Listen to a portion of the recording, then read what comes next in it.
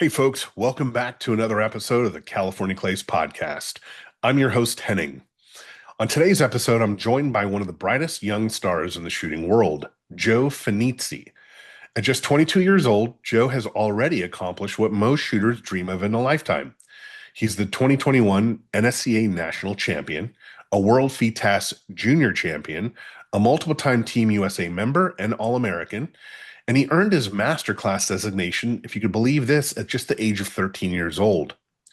Growing up on a range in Florida, Joe has become known not only for his consistency behind the gun, but also for his sportsmanship and leadership as an ambassador for the sport. He's now pursuing a degree in construction science at Texas A&M, all while continuing to compete at the highest levels. I think you're really going to enjoy this episode. Joe dropped some really good nuggets and insights. So let's just jump right in. Joe, it's great to have you on the show. Welcome to California Clays Podcast. Thank you so much for having me, Henning. I really appreciate this opportunity. I really love what you're doing for our sport here. Love the platform you have with the podcast. And I've watched a couple of the previous ones you've recently recorded, and they've been fantastic. And I'm really excited to just have the chance to talk to you today and have a great conversation. And hopefully all the listeners can learn some stuff. No, absolutely, man. And thank you again. I do appreciate this. This is an interview that I've been wanting to do since I started the podcast, believe it or not. Awesome. You've got an amazing background. You've got an amazing track record, and I just really want to Thank kind of you. get into your head and understand kind of your approach to things. I mean, you're kind of an anomaly out there, in my opinion, at I least. My appreciate that. somewhat educated experience in how I've learned about the sport. But I want to go back to one thing real quick before I dive into some of the questions and getting to know you a little bit better. Yes, sir. It's the first time I met you. It was at the World English Sporting in 2019. So Okay. this is 6 years ago. How old were you then? 6 years ago? I would have been 16 years old. Okay. Yes, sir. Yes, You sir. were 16 years old and you came across more mature than I was. So I just remember that. I First appreciate that. interaction. You were crushing it at 16. You were doing really well. I came up and congratulated you for whatever it was that you won at World English or you did well at World English. And I was just thoroughly impressed by, how you carried yourself. You're well mannered, well spoken. And I remember leaving that conversation going like, geez, that kid is more mature than I am. I'm like, how the hell did this happen? I got to talk to his parents. So Yeah, I, I was about to say, I think I was truly just blessed with amazing parents. All that, credit goes to my upbringing. Have amazing parents. My mom and dad, I think, raised me really well. And I was also surrounded by a lot of great mentors that taught me a lot. And, sporting clays for the most part it's a game that is mainly participated in by a lot of adults.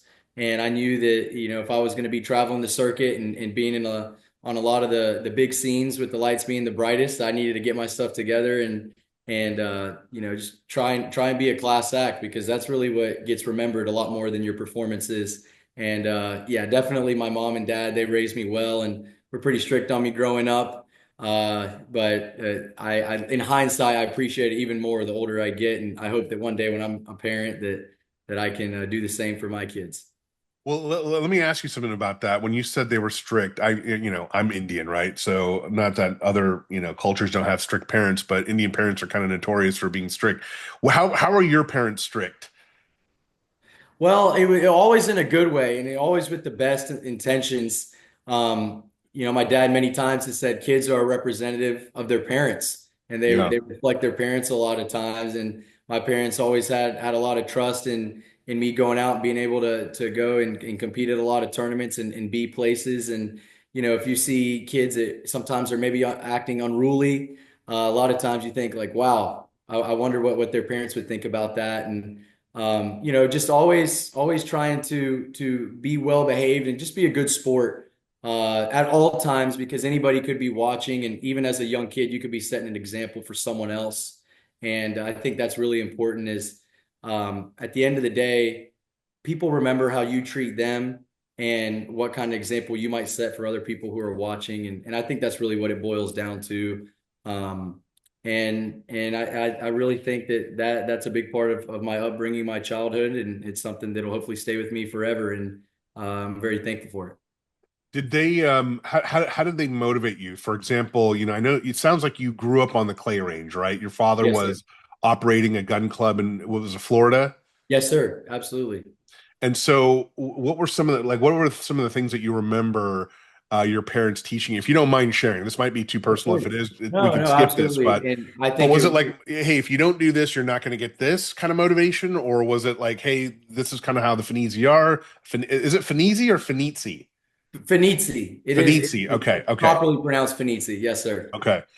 And so, did they teach you, this is kind of how our family is, and this is how we act out in public? If you don't mind, because the reason why I think I want to focus on this is I've met a lot of really well-mannered, mature, young individuals in the sport.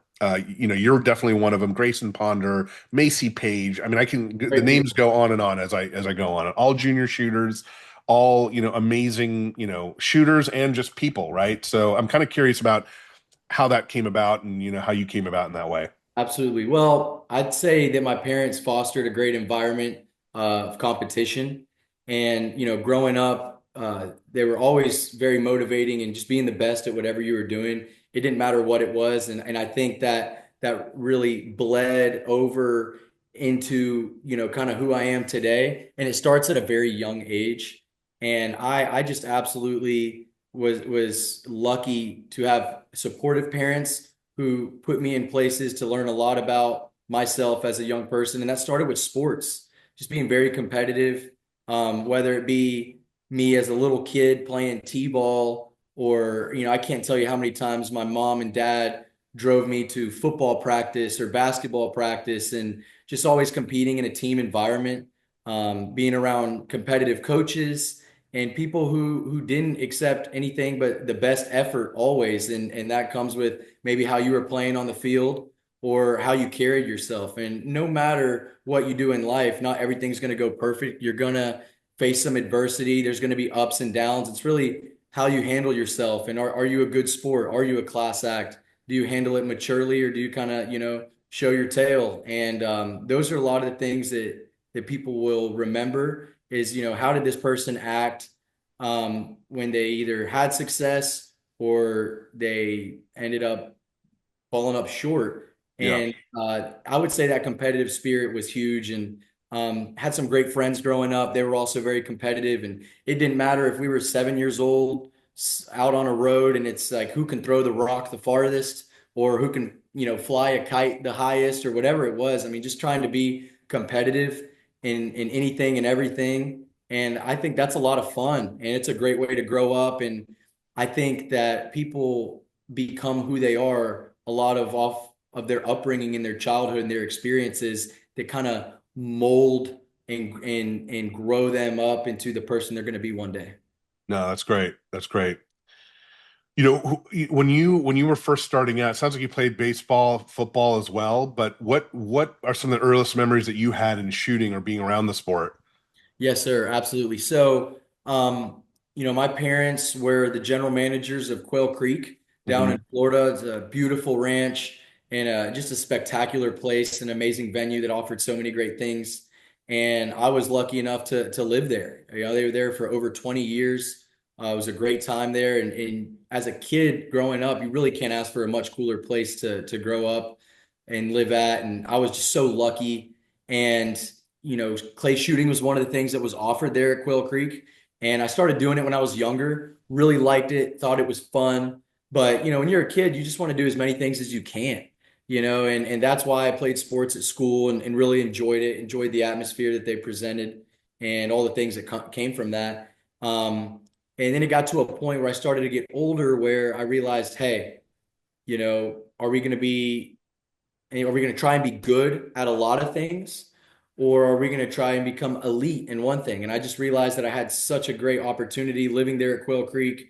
You can't really ask for much more. It's a state-of-the-art facility, amazing courses, amazing people with a lot of knowledge about the game that kind of took me in under their wing and mentored me and coached me along the way and showed me the ropes. And when I realized I had access to those resources to become a great shooter, I went all in, and I made what I would consider a sacrifice. I quit playing other sports.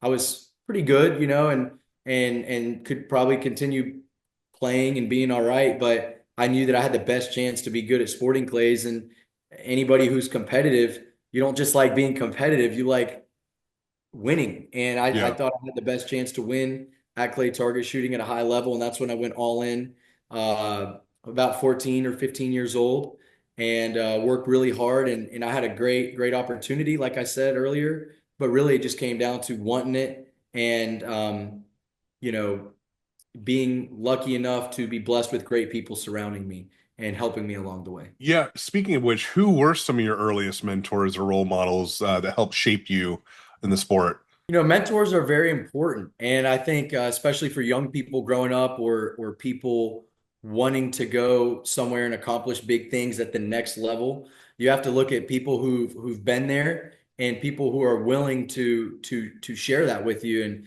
the older I get, the more that I realize there's a lot of amazing people out there that they enjoy mentoring and helping young kids as much as the kids are excited to have that help. Hmm. And it was super easy at Quail Creek.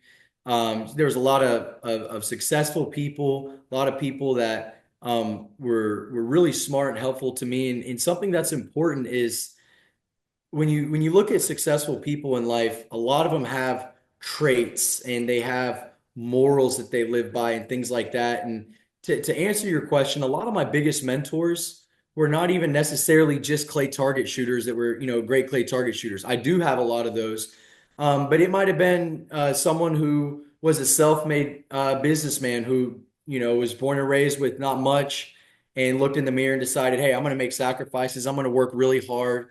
I'm going to accomplish great things for my family, maybe by going out and getting an education and maybe becoming an executive and rising to the top of the big company. And, them taking me under their wing, showing me the ropes and telling me the stories and how they would grind it out and all that kind of stuff was really motivating to me. And that's a lot of where some of my great mentorship came from.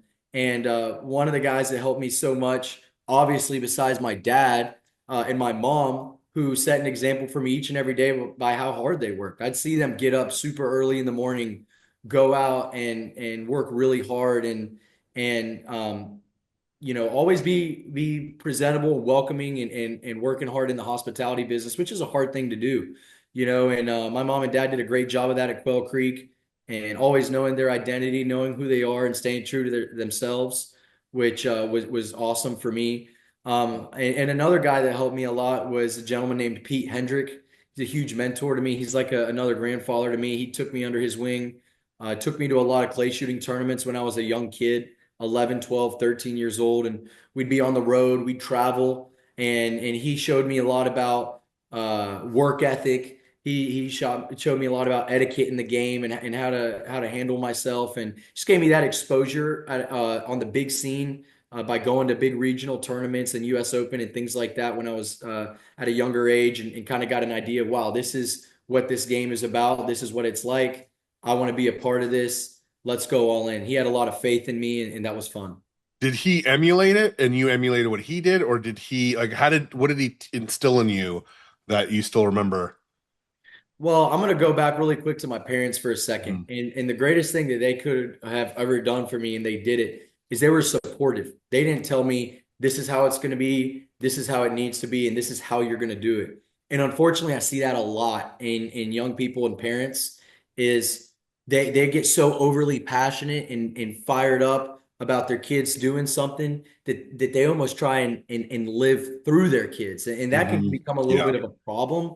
My parents, they let me figure out what I wanted to do. And then once I made my mind up, they were fully supportive and all in on doing everything they could to help me get there. And that's my biggest thank you to my mom and dad is that. And I decided that I truly did love sporting clays. And that support is huge. And that encouragement is very important. And surrounding yourself around people that trust you is a very big deal. And back to Pete, what Pete Hendrick did for me is when I was little, he had a lot of faith in me, and he told me, he's like, you can be really good at this. You have an opportunity, but you have to believe you can. And once you truly look in the mirror, you realize you have the chance to accomplish everything you want to accomplish in this game. And once you truly buy into that belief and that idea, then the work starts. And if you put Hmm. the work in, the results will come. And he was a hardworking man. He was a coal miner. up in West Virginia for many years. His family were all coal miners, and those are a lot of tough people that have an unbelievable amount of grit. And after he worked in the mines for many years, when he was in his late 30s, he actually went to college at Virginia Tech, got an engineering degree, came out and became one of the greatest coal mining engineers of all time. And if that's not a cool story, I don't know what is. And it's that kind of stuff where people set an example. I have a lot of respect for that. Mhm. And there's a lot of people that bust their behind and get to a certain place where things weren't handed to them. And those are the kind of people that I want to be like. And that relates to everything, Henning, whether it be business, family, everyday life, or sports. Those are the kind of people that I kind of want to model myself after. And that's where it all comes from. No, that's awesome, man. And what he told you is huge pearl of wisdom there. I mean, and getting that at such a young age about understanding like you have to know and want that you're going to want this, and then that's when the work begins. And if you can Absolutely. believe that this is what you could do, that's when the work begins. I think it's a huge lesson that he instilled in you. Yes, sir. That's a great story. Yes, sir. Speaking of story, your story is kind of amazing from what I can tell. So you achieved Masterclass at 13, is that right? Yes, sir. Yes, sir. It So is. 13 years old, you're a master class shooter. That's almost unheard of. I was looking at your American Shotgunner stats. Okay, so overall yearly progression for sporting, and for the folks that are watching this on YouTube, I want to show this little thing real quick, if we can. And can you see my screen? I can. Yes, sir. Okay. So I stupidly compared mine results against yours. Yours is in the dark blue. I'm in the green. And but what's interesting about this is back in 2014, we were pretty even, right? We're pretty close there. And then 2016, we're both 80% shooters. And then all of a sudden you just went up to 95% and I went down. And I want to know, Joe, what did you do here between 2016 and 2017? Well, to be quite honest with you, Henning, I think I just hit puberty right there. I just I, I grew up and got a little older and just kind of started to become a little bit more of a young man, if you will, I guess, rather than a kid. But I mean, really, I started to have a lot of experience up to that point. I was lucky enough to get exposure to big tournaments pretty early on at the ages of 11 and 12. And I think that that's a huge thing for a lot of people who are seeking improvement. A lot of people get comfortable shooting at a specific course or in their home state, and they never really expand the horizons of going and traveling, seeing other places, adding to their target bank, and learning more about different target setters and seeing that kind of stuff. And up to that point, I started to have a lot of that, and I think there comes to a point where if you trust in a routine and you have a process that you're bought into and you work hard to get better at that each and every day and be the best that you can be, eventually things will click and you'll see massive improvements. And I Yeah. think the biggest rabbit hole that people go down into is they think that there's going to be one little minor tweak or one little fix that they're going to find that big jump. And they want that immediate result. And it might be switching a gun or shell or equipment or taking an extra lesson with someone.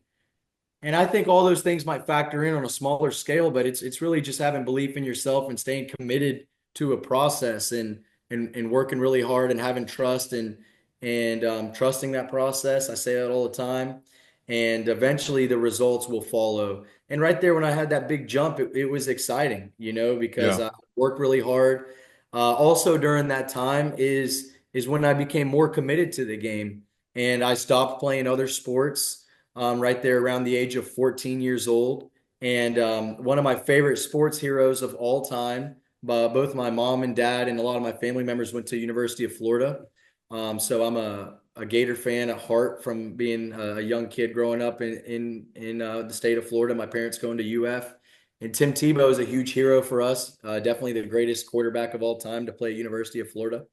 And Tim Tebow actually came to Quail Creek for an event back when, and I was probably about 13 years old at that time, and I got a chance to meet him. And there was no greater, moment for me as a young kid watching Tim Tebow throughout the years and be the most heroic, legendary Florida Gator football player of all time, he came to Quail Creek and I had lunch with him and he gave me some great advice and mentorship.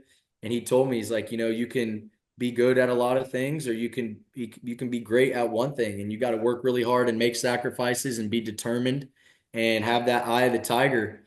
And that's when I realized, I was like, let's do it. I Yeah. know I can do this. And when you go all in on something and you force yourself to have no easy out, or to have no quit, you really are able to learn a lot of things about yourself. And that was kind of around the time I decided, hey, I want to do this. I'm going to go all in. I know I can do it, and I will. And there was no plan B.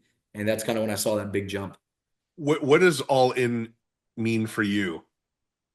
It's a great question. All in for me, I'll explain to you what it means for me.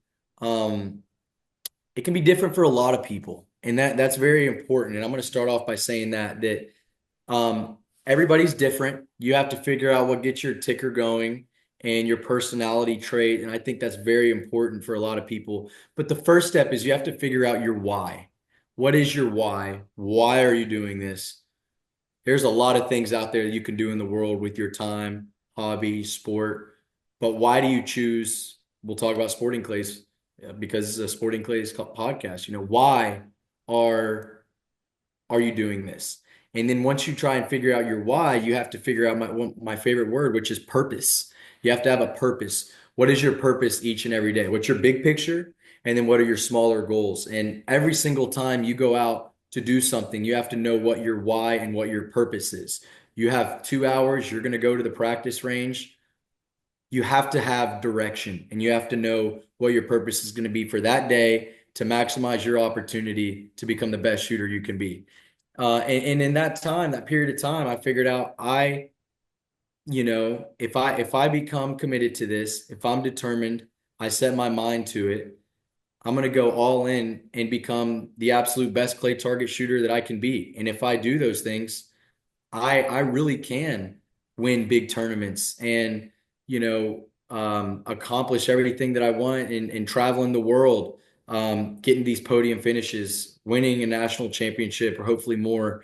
And sometimes you have to dream so big that people think it seems unrealistic. But at the end of the day, you can't worry about what other people think. You can't worry about what they care, how they'll judge you. You just have to do it for yourself. And that's the biggest motivating factor is you have to be driven. And motivation can be a temporary thing. You can be motivated to do well on something, or you can be driven, which is timeless. And that starts with, adopting that lifestyle. Each and Mhm. every day, you have to try and be as good as you can be at whatever you're doing. And for me, that's what all in means. It's you're willing to take yourself outside of your comfort zone. You're willing to do the things that other people aren't willing to do to accomplish the things that very few people accomplish. And, at every tournament, there can only be one high overall. And that's the goal. And a lot of people sometimes get upset when they don't accomplish those things. Dare I say, sometimes they get jealous. Some of those people aren't willing to go out onto the limb that a lot of the people that have and gotten there. And that's in anything in life. That's not just clay shooting. That's anything. And being all in is, like I said, just being able to push yourself to the most extreme possible places to Mhm. better yourself and everything that you do. So let's dive into that a little bit. What was your why?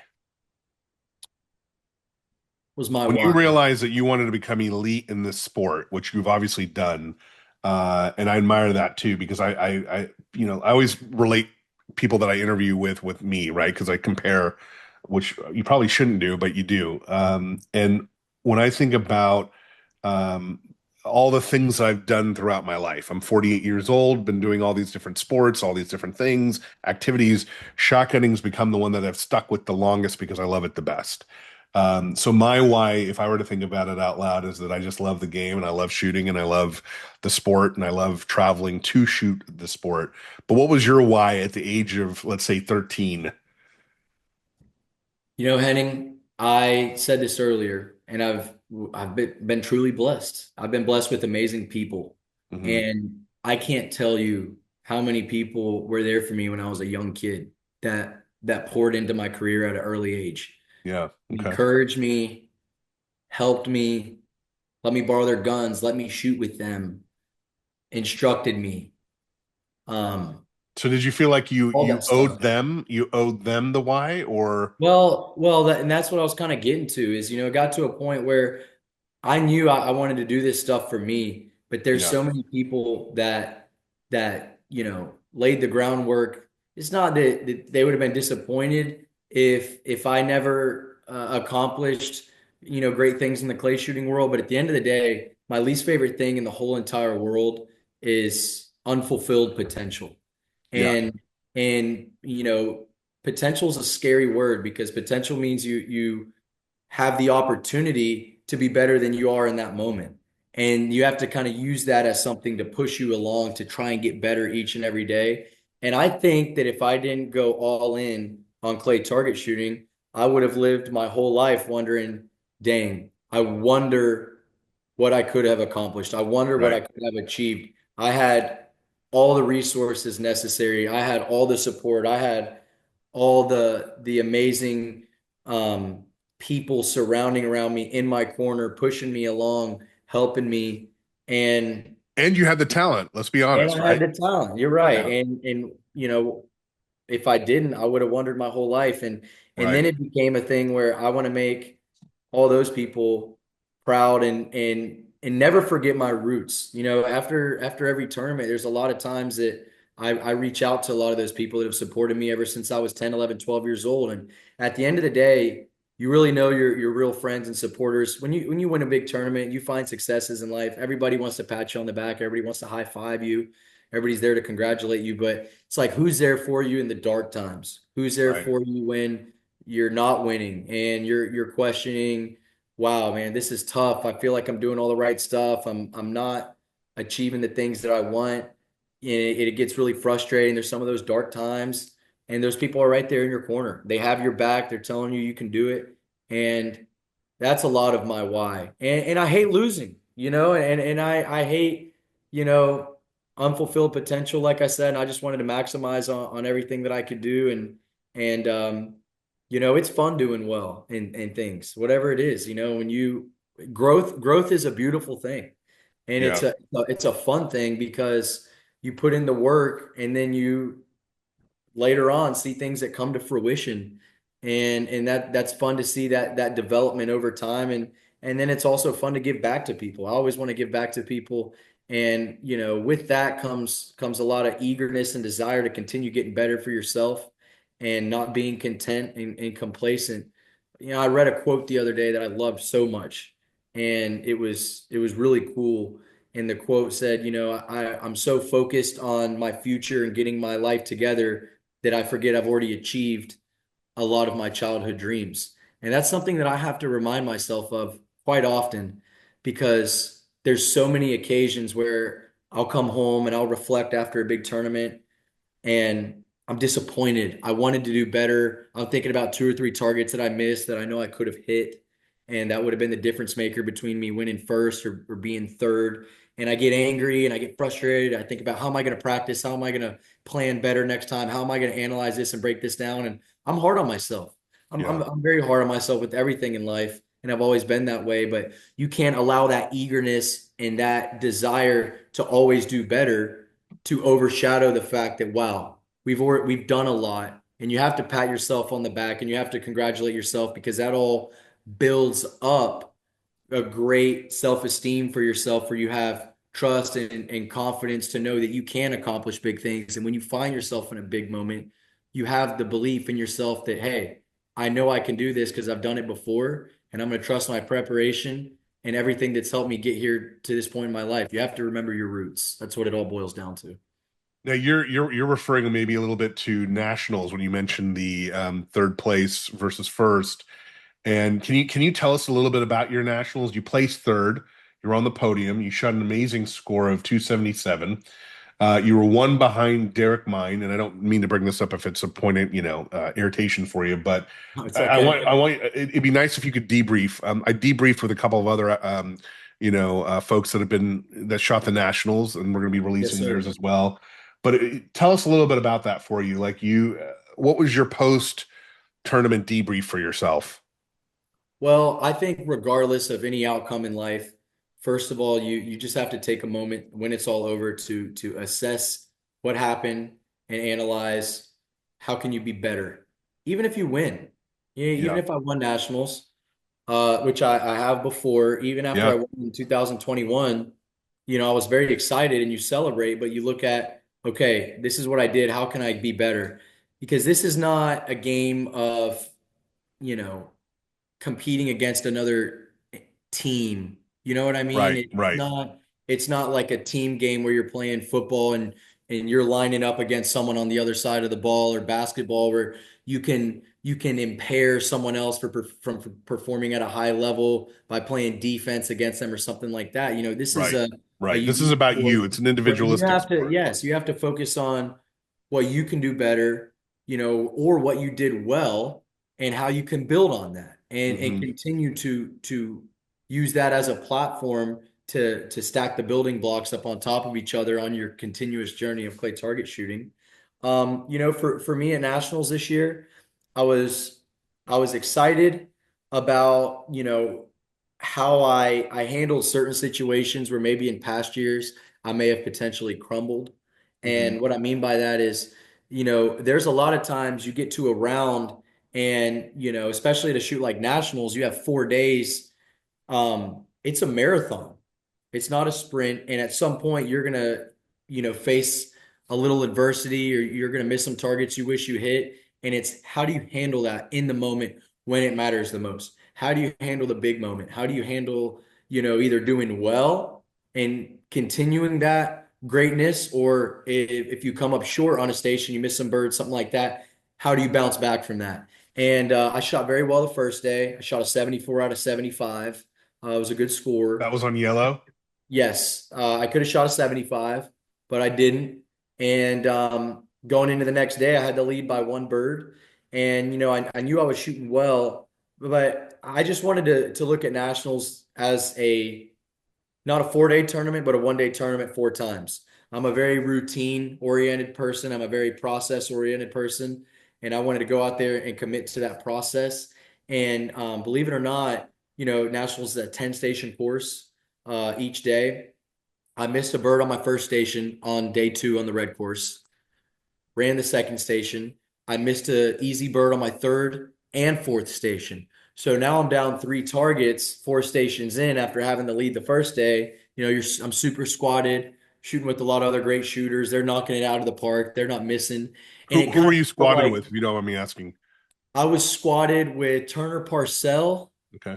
um, Todd Hitch, and I'm trying to remember the first 3 days, because Yeah, then yeah. then they reshuffle us. Um, Hold on, having a brain fart here. Um, he's a great guy. I can see his face right now. Wesley Elliott. Okay. Wesley Elliott from the Carolina. Great guy. Yeah. Phenomenal. I followed Wesley and I shot with him also at the Southeast Regional this year. So really, really good shooters. And they were shooting great. And I kind of felt like at that point in the red course, I was on the ropes. It kind of felt like maybe the wheels were about to fall off, and that things were starting to get away from me down 3 birds, 4 stations in. But I did a great job of giving myself closure on those 3 misses that I had up to that point in the round. And I was able to bounce back and grind out the rest of the course.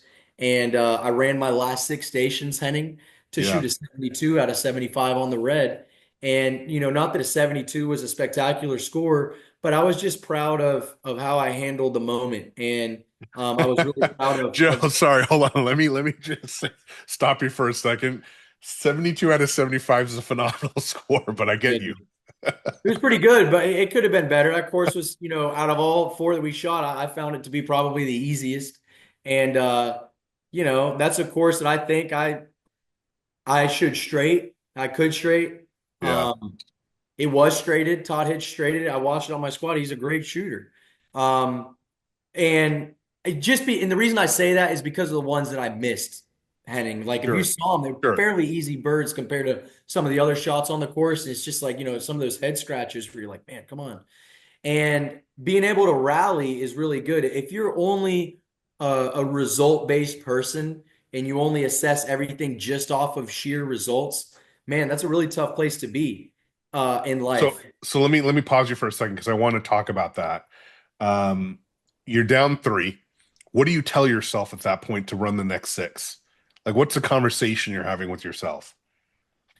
Well, I don't I never believe this in life at all. My least favorite saying in life is you're only as good as your last performance. You're only as good as your last station or your last score. I think that's ridiculous. Our ability to perform at anything in life is not a result of time or recency bias. It's not. It's about your lifelong passion, determination, preparation. And, in that moment, even though I missed an easy bird on the previous station, that doesn't impair my ability to break clay targets at a high level or to run a station. And my mentality was, okay, we're going to go to the next station. We're not worried about what happened previously or what's to come after. That's a huge issue too. People's mind always starts wandering into the future and they have this fear of what will be a result of what just happened 5 minutes ago. And I say fear is an acronym for false expectations appearing real.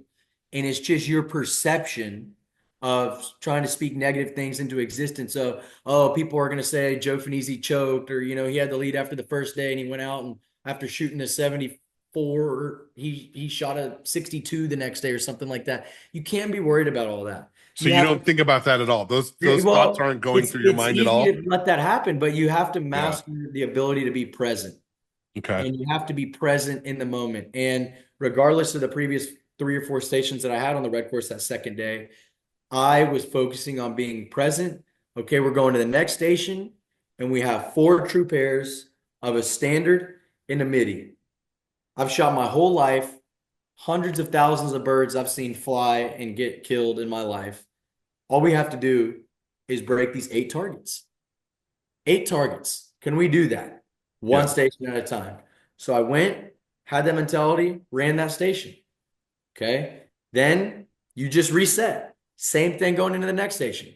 All right. Here we have 3 report pairs of this bird and that bird. And unfortunately, what happens, especially at bigger shoots, is people get caught up in the occasion.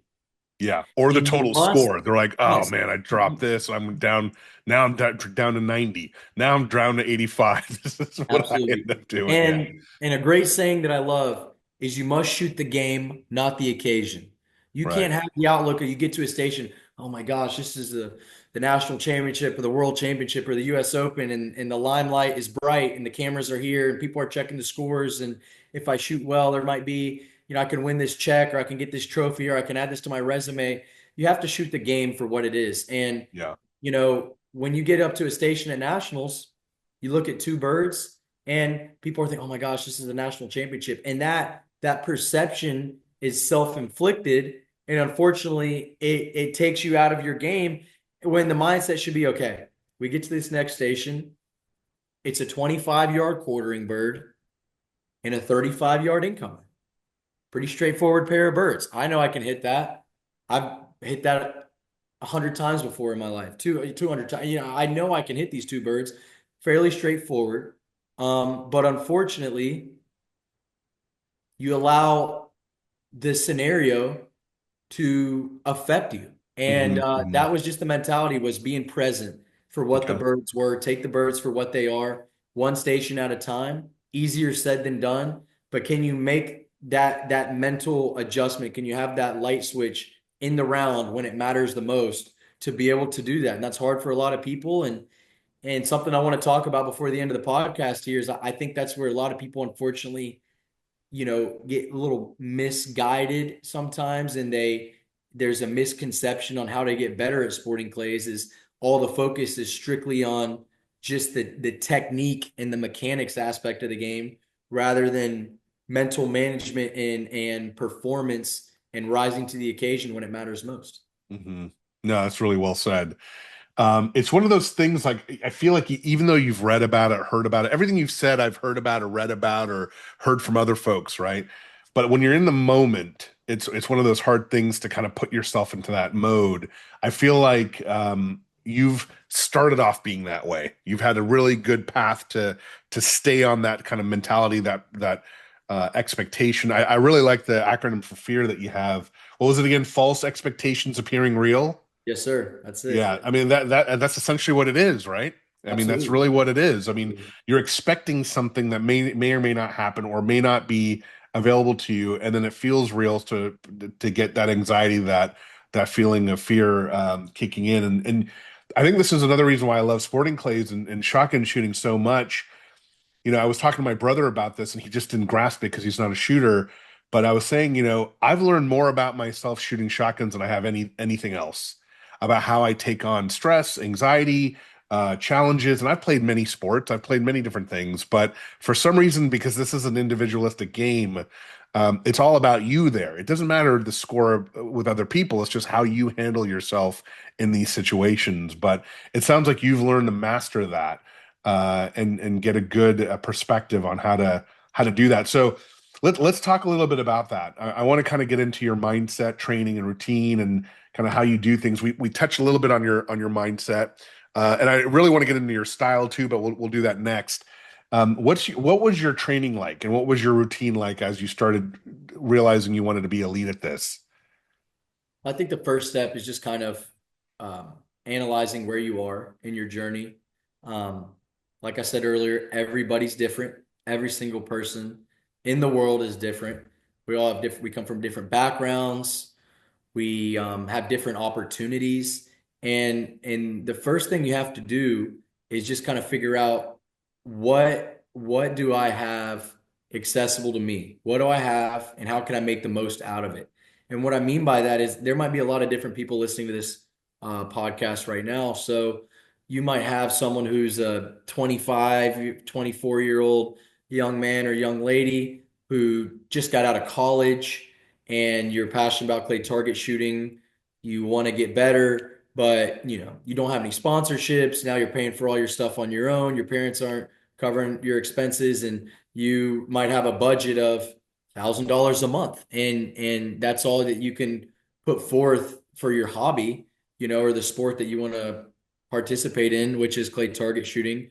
So you may be able to say, wow, I might only be able to practice this many times a week versus somebody else that may have a lot more access to resources and they can shoot as much as they want. So it's really hard. You have to figure out where you're at and how to maximize that and capitalize on opportunities. But to answer your question, for me, the first thing is always, you have to get off to a good start and learn. You truly have to learn about the game. And I'm always an advocate and always encourage people being very studious in clay target shooting and being very analytical. It's a great game that you can analyze because there's so many outside factors that come into every situation when you're out there on the course. There's a lot of variables that come into play. Just the target being launched in the air. When you're looking at a clay target, what makes sporting clays so beautiful is it's incredibly dynamic. It's a lot more challenging, in my opinion, in a broad spectrum than general skeet and trap if you're just wanting to come in because as tough as those games can be and at a very high level, especially with the Olympic level, I think they're actually even more challenging from a mental aspect. But when you think about clay target shooting, there's no two birds that are the same. Okay, Right, so right. you have sometimes quartering birds, sometimes crossing birds, all kind of stuff, and you have speed that you must analyze. And then you have the distance of the bird. Then you have what angle is it being thrown at? What's the trajectory? Is it rising? Is it dropping? And all those things come into play. What's the size of the target? Is it a 90 millimeter? Is it a 70? Is it an international 110? Is it a standard, US standard 108? There's so many things that go in. And I Let, tend let to me ask you about consider, that real quick because I think this could benefit a lot of folks, including myself. I mean, I have my own thoughts on this, but when you analyze what type of target it is, what are you telling yourself? Like you hear it's a MIDI. What's going on in your head right now? well, middies have less mass. It's Hmm. just there's scientific fact, excuse me. And because of that, they're not going to carry their speed. as far as a target that's bigger. So a standard or a 110, they might leave the arm with a lot of velocity, but they will kind of lose and lose that speed the farther they go in their flight path. Something else about a midi is because it's smaller, naturally it may look like it's a little farther. So I think it's really important that when you see a specialty bird, you might say, well, that thing looks like it's way out there. Well, maybe it's only 35 or 40 yards out there, and you're having a little bit of a depth perception miscalculation. So they do present a little bit of a struggle. They can also be affected. They're susceptible to wind and those kind of things can affect those kind of birds maybe a little bit more than a standard. So that's something that I would definitely consider. You have batus. Sometimes you have to make decisions on a bird like a batu because the way they spin and the way they fly, sometimes they start edgy and open up, and they can be thrown either side. Sometimes you have right side up, upside down, and that can end up being vice versa. Sometimes you have to be more aggressive because the longer you wait, it starts to knife and curl away from you. And a lot of that comes from experience, but I don't think just shooting more reps is always the answer to everything at all. And that's why I said being a student of the game earlier, there's a lot of resources that are out there. There's a lot of books you can read and podcasts you can listen to and videos you can watch.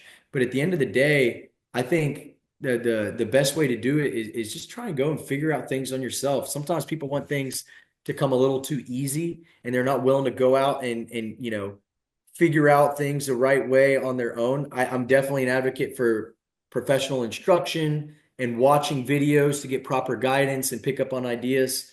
But I think, sporting clays is a game, and I tend to consider myself a very calculated person. And I love clay target shooting because you know what you're going to get.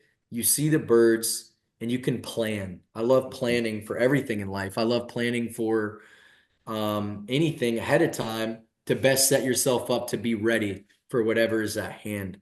And for me, I love clay target shooting because you can see the birds, you can read what they are, and you can have an approach into the station of reading the speed, distance, angle, target size, figuring out, how you're going to shoot that target, establishing a break point, having a hold point. And then once you've done all those things, once you step into the station, you have to have that light switch that turns on where you let autopilot take over and you trust your eyes and maybe become a little bit more instinctive. And there's so many people that shoot so many different ways, have different methods, but what all great shooters figure out is, a routine, whether they know it or not, of when they call pull and the bird's live in the air, how they can trust themselves to make the right shot when it matters the most. And that's really what it boils down to.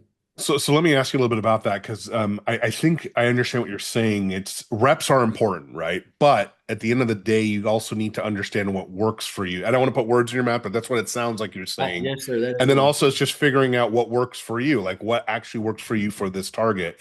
Is that what you're saying, or are you? for the most part, absolutely. Okay. There's no blueprint to this. I don't think Yeah. clay should be black and white. Yeah. And I think there's more than one way to do it. If you want to use Absolutely. broad Yeah. terms, we can talk technique or methods. I mean, I love shooting on the super squad because I get to watch a lot of really good shooters that shoot different ways. And a Yeah. lot of times there'll be 4 people or 5 people on a squad, and we run the station, and everybody shot the bird different. Yeah. So I think sometimes people have to think outside of the box, and get outside of the comfort zone and try different things and become more studious and analytical. And instead of let me put another shell in the gun and try to break it, you have to think with the very proactive mindset of trying to always grow. And I think a good example of this is, if people are out practicing, they're working on their game, or they're in a tournament and they're missing targets. I think an amateur mindset and outlook is, where did I miss this bird? Where did I miss it? And you look back and you're looking at your friends on the squad. Hey, where did I miss this? And they're telling you, oh, you're over it. Oh, you're behind it. Give it more lead. I think that's an amateur outlook. You have to take a second and analyze and dive deep and think to yourself, okay, not where did I miss this? But why did I miss this? Hmm. Why did I miss this bird? Okay, let's say we have a 35-yard left to right crosser, and let's just say that bird's flying 40 miles per hour. Okay, I don't know how fast. Let's just say the bird's flying 40 miles per hour, but your gun speed in relation to the speed of the target was a lot slower. And because you weren't matching the speed, that's why you missed behind the bird. And I think that whole mindset of figuring out why you missed is a better long-term fix to help you learn more about your shooter, yourself as a shooter, and improve and grow. And unfortunately, if people are always trying to have what I call the quick band-aid fix, hey, where did I miss that? Oh, you're behind. Okay, now let me give it more lead. You just double your sight picture, whatever. That might help you on that one bird right there, Yeah. but it's not going to help you when you're in a tournament 6 months later and you Yeah. see a similar target. Yep. And you know what I mean? No, you're spot on. You I have to totally agree with really that. have Yeah. that mindset of always trying to get better each and every day, not only with your ability to swing the gun, move the gun, but grow your IQ, build your Right. IQ of the game, asking the right questions, and not being strictly result based and oriented all the time. Desi Right. Edmonds just got inducted into the NSCA Hall of Fame. Yep. Love Desi. She's a Team Beretta, Team Winchester teammate of mine and a mentor to a lot of people in this sport. And Desi made a quote in her Hall of Fame speech that was absolutely phenomenal, and I loved it. And she said, "You have to find the joy of improvement and getting better, because sometimes the results aren't going to reflect, The what your work you've put into it. expectations are." Yeah. And that's very frustrating. But you have to always find the joy in getting better yourself each and every day, learning more about the game, learning more how to handle big situations and grow. And I think that's why sometimes you see a lot of people get to a certain point where they plateau off, is they get into the game, they get introduced early on, and they only have to put an inch or 2 or 3 inches of work and, mental focus allocated towards betterment, and they gain a mile, 2 or 3 miles of improvement. And then once they get from novice level to decent, and from decent to better than okay, and then from better okay to good. Once you get to good, you have to absolutely go a mile or 2 or 3 miles to only gain an inch. Right. Unfortunately, a lot of people are not willing to do that. And I tell you what's beautiful about sporting clays is when you're in a big tournament in an individual sport, it can be a lonely place out there on the sporting clays course if things aren't going all right. And it's a battle each and Yeah. every day, and you're in that foxhole all by yourself. There's no one with you in that battle. And you have to have the trust and belief in yourself to use the shortcomings as a way to get better. And you can be on a team sport and you can have a bad game. You can be a soccer player and you can be the goalie and you can give up 4 goals. But hey, maybe your offense had a great game and they scored 6 goals and you guys won the game. Even though you had a bad game, you're still on a winning team. And that's the same thing for baseball. You might be a pitcher and give up a couple runs that you shouldn't have. But hey, your other guys saved you and they did really well, and you end up being on a winning team that day. That Right. doesn't happen in sporting clays. Right. And I Right. think the tournaments expose those imperfections, and you learn a lot about yourself and a lot about your ability to do what matters when it matters most in the big moments. Yeah. No, you're 100% right, man. And honestly, there was a ton of good insights in that. So that's great. That's really great information. It's one of, we all love this sport because of that reason, right? Yes, sir. We're learning to individually improve, get better. And you're right. At some point, some people tap out, right? It's like Navy SEAL training. At some point, you're going to ring the bell if Yes, you sir. can't stick with it, even when you're getting your butt kicked. But for the folks that do stay in it, and I recommend everybody stay in it, you're going to get the most satisfaction from that incremental marginal gains that you get, you know. And I think that's one of the best things about this game that maybe a lot of people don't understand. So I'm glad that you touched on that. It's clear to me that your mental game is solid and sound, right? But I really want to understand like your mental preparation. Like you've been mentally preparing this for the long time. You've had a lot of good mental influences in your life. And what I mean by that is how to think about things and how to look at things. And then obviously you've taken that and run with it yourself. But when you're getting ready for major tournaments like this, nationals, US Open, World FITAS, for example, you won that as a junior. And did you win that as an open also? Sorry, I don't I know that, but didn't. I've okay. been runner up at the World Fee Task. Okay. I've been fourth. I've been close a handful other times. I have won the Junior World Fee Task. Yep. I believe I've won it 3 times. Yeah. So when you're preparing for that, what's your mental prep going in? Well, first of all, I'll tell you about how I approach this, but also how a lot of the listeners can work on their game and improve. That'd be great. Um, I've been blessed. I have a great mental coach. His name is Daryl Baker. He's helped me a lot. He's helped some other sporting clay shooters here in recent history. But I think the first thing is people looking in the mirror and analyzing, okay, where is there meat on the bone for my game? Where can I get better? And then acknowledging that and being real with yourself. And that's step number one is admitting, okay, there is, a lot of work that needs to be done here with whatever it is. It may be something with your shooting on the physical aspect of your game, or it may be something on the mental side of the game. And I think there's actually a lot. And when I say a lot, I mean a lot of really, really, really good shooters out there. This is across the United States and in the world. When I say really good shooters, I mean people that are incredibly talented, have a great understanding of the game. They know how to break a lot of targets. And you can go practice with some of these people, and they're breaking things left and right. And they know they can break these birds. But I think there's very few exceptional competitors. And there's Right. a big difference between being a really good shooter and also being an elite competitor.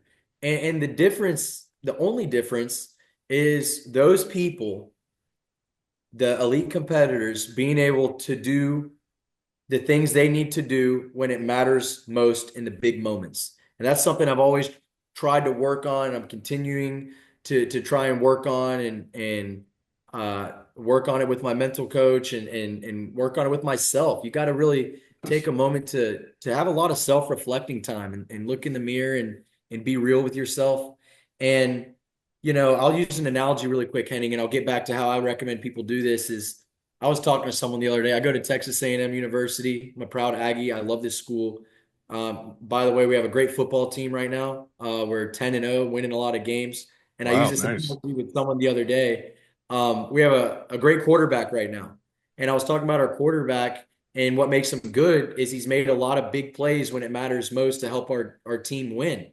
And there's a lot of really good quarterbacks in the country that can probably throw and run as good as him, but the difference is they don't make the big plays when it matters most.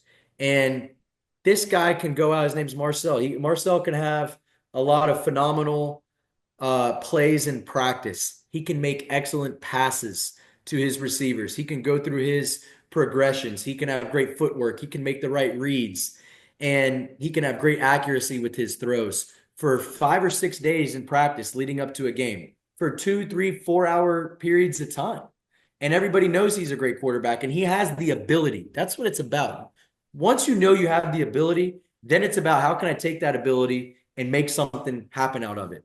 Right. And he can do all that great stuff in practice.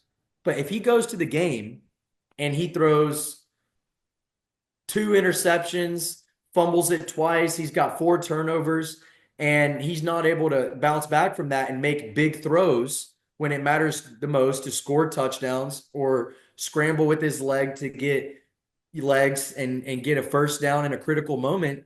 None of what the great things he did in practice matter. And unfortunately, that's where a lot of people hurt themselves when it comes to clay target shooting is they go out and they work really hard. I mean, they're grinding in practice.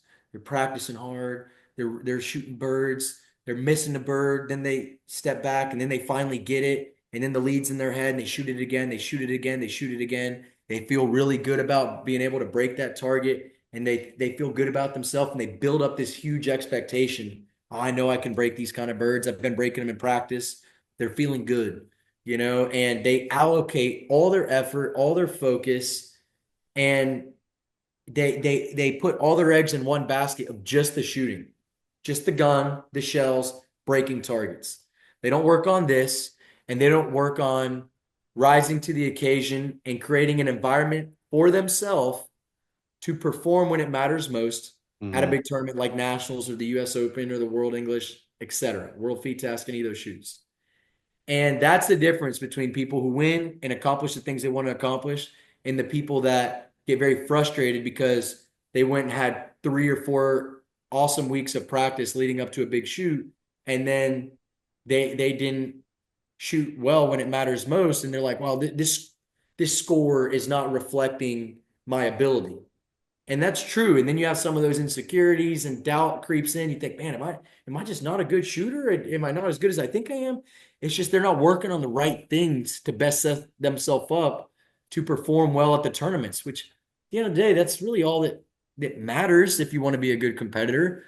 That's why you take lessons. That's why you go out and practice. It's because if you're listening to this podcast and you've gotten to this point in the podcast, you care a lot about doing well and you want to get better. And that's about the scorecard. How can you perform well when it matters most in the big moments? And I love watching professional sports. There's just a couple of those guys that when it matters most in the postseason, they just have that it factor and they know how to handle those big moments. They have a lot of poise and composure. And those are the people that will get remembered for accomplishing the things that everybody wants to accomplish is who's a real competitor and a winner that handled the big moment, the pressure, the limelight, all that stuff.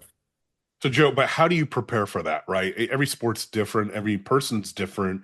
There's different variables that come into play when it comes to the psychology of that. So, I mean, are you using like visualization? Are you journaling? I mean, what kind of mental game Absolutely. practice do you do before you do all this?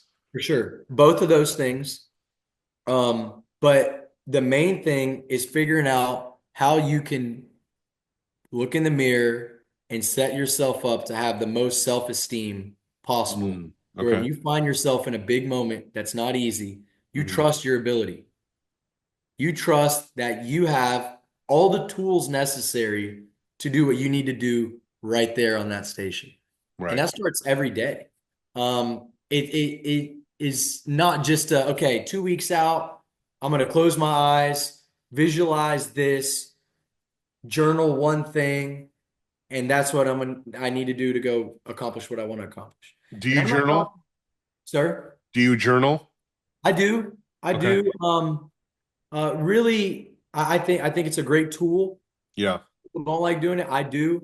Is it Because because so I don't at all except for I do write a lot of notes, but it's not about my performance or anything related to clay shooting. It's always work related. But I find it's interesting when I use it in work, when I go back and read it after I've accomplished the project I needed to do or a loan I needed to close or a client I was trying to pursue. I go back and read those notes of like where my headspace was at during that time frame. Is that what you absolutely, use journaling for, or like what I do you think use it for? hindsight's always 2020. They say that, Yeah. and I think that's a great saying because when you look back on something that was happening a week ago, 2, 3 weeks ago, knowing what you know now, maybe you would have gone about something a different way. So if you journal certain experiences, good or bad, especially when you find yourself in a bad situation, you know, not everybody's going to shoot a 100 every single time on every course. Everybody's going to miss, but the good shooters can figure out, okay, I missed. How am I going to bounce back from that? Right. And I think journaling is great because you can learn more about yourself. And that's what it comes down to. You have to learn who you are. You have to have phenomenal self-awareness. You have to know your identity, and you can use previous shortcomings to help you later on down the path when you find yourself in a similar scenario. And, it's not making an adjustment 5 or 6 stations later, once you finally catch on to something that's happening, by then there might have been too much damage. It's been done and it's too little too late. Versus something happens, it might have happened at a previous tournament. You reflected on it, you look back on those notes, you want to be assertive in making those right adjustments to help you later on. And when you find yourself in that situation, you can overcome it. And Yeah. that's a big part of what I think journaling can do for you. No, I think that's huge. I don't do it, and I need to, because I'll tell you, there's so many lessons I've learned over the last 12 years of shooting that I keep relearning over and over again because I didn't journal, I didn't write it down. I'm not staying focused on it. So it didn't get locked into the brain as much as I'd like it to, whether it's my form or whether it's my stance or whether it's how I interpret a bird or reading speed and angle and remembering what is the target doing in the break point. It was a funny thing when I took lessons with Nick Berry, and Nick writes you a little summary at the end of it. And I've taken a few lessons with him. And the end conclusion that always came up in every lesson is, Henning, what is the target doing in your break point? Because I would always shoot in transition or do different things and stay off the trajectory line rather than the final break point Yes, thing, right? So that was the thing I had to kind of take away from that and remember that. And that actually stuck with me because we wrote it down. yes, So, sir. That's yeah, good. so I could see the benefit of it. It's hard, I mean, this game, wow, it's so tough and it can be so frustrating at times and Yeah. very aggravating. And That's an understatement if I ever heard one, but yeah. those voices, yeah, no kidding. Those voices sometimes creep into your head and you have to know how to handle those demons, dare I say. And you really just have to always try every single day to figure out how am I going to get better at something and grow. And if you're making a lot of the same mistakes over and over and over and you're not making those changes and you're reverting back to your old ways, you get mad about the results that consistently continue appearing, but it's up to you to hold yourself accountable. Right. You have to, like I said, look in the mirror. It's a beautiful thing, being able to self-reflect. And if you care enough and you're truly willing to accomplish the things you say you want to accomplish as an individual, you have to continue raising the bar. You have to continue raising the bar and being strict on yourself, and when you don't do something right, acknowledging, hey, I struggled at this. I didn't do this right. I didn't do that right.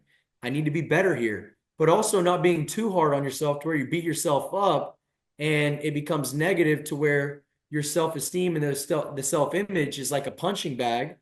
And then when you find yourself in a big moment, that doubt creeps in, that fear Yeah. creeps in, and then you have that, The negative self-talk. not like me to do this, that negative Right. self-image. And then that's when you don't rise to the occasion and you start thinking like, man, I don't know, imposter syndrome, or you start doing so well that you're like, it almost kind of scares you. You're Right. like, holy cow, I'm doing so good. And then, you get uncomfortable with that. And then you miss a couple birds. You're like, it's almost like a relief. It shouldn't be Right. that. Right. You have to look and, You basically described me to a T right there. yeah, That is exactly what I do. So you have to that's interesting have that you see that. Yeah. the pride in your ability.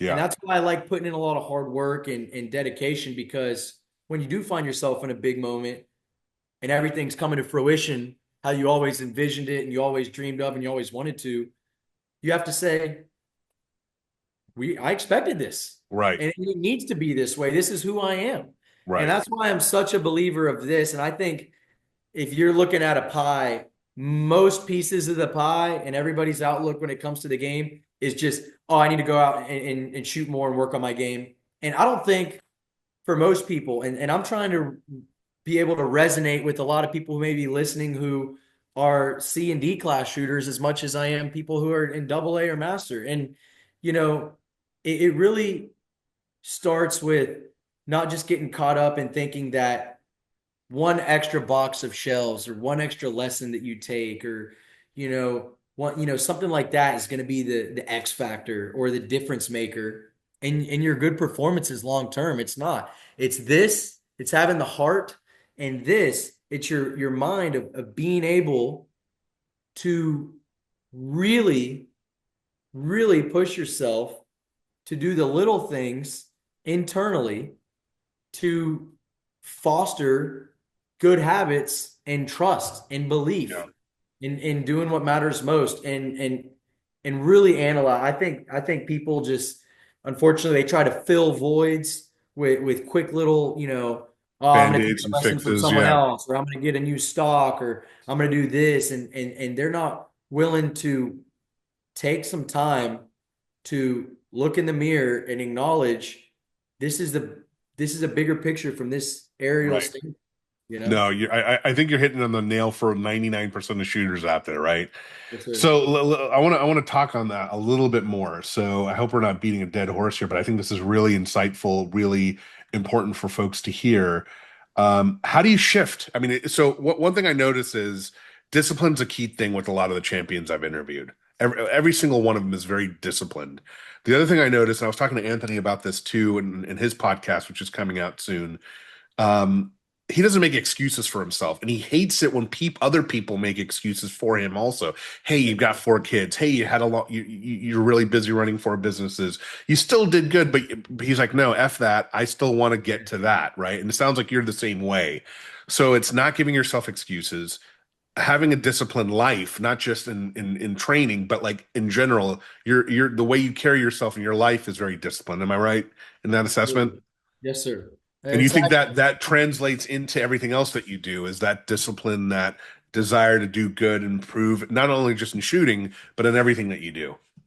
I think people in life enjoy being comfortable, Yeah, and that's okay for some people. But unfortunately, when you're comfortable, you're probably not not growing. doing enough Right. to take yourself outside of the comfort zone to grow, like you just Yep. said, and improve and get better.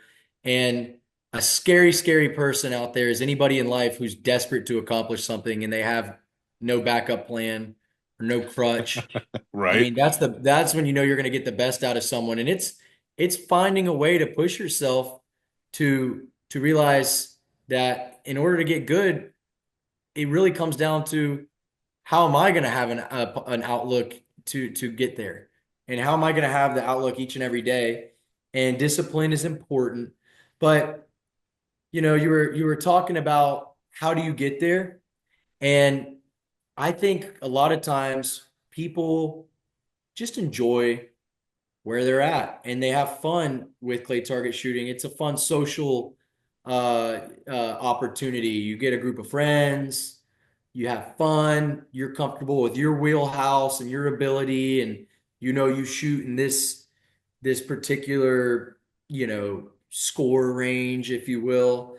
And as long as they're kind of in that general wheelhouse and not regressing, they're content. And unfortunately, I think that's why a lot of people get to a certain point, and it's like I've been the same ability for the last 5 years, 6 years, 10 years, and you really just have to figure out what you're trying to accomplish. There's a lot of people who don't even have any desire or care to get better because they might be retired and incredibly successful and have made a lot of money and they get to do all the fun things that they want. And if they shoot a 81 or a 91 or a 41, nothing changes in their life, and that's fine. But at the end of the day, you always want to get better at whatever you're doing. At least I would think that, right? I mean, that's the mentality. So not giving yourself excuses, not giving yourself a crutch to always fall back on, and never thinking you're too good to go out and ask, how can I get better? The people that I've Hmm. seen get better really fast are people that are very, very proactive, and also managing the expectations correctly. Sometimes something that's just as tough is once you do get better and you do accomplish certain things, and there's that expectation placed on you from your peers, your family, your friends, yourself. Once you get good at something and that's the expectation, if you don't meet that standard, it's immediately seen as a failure.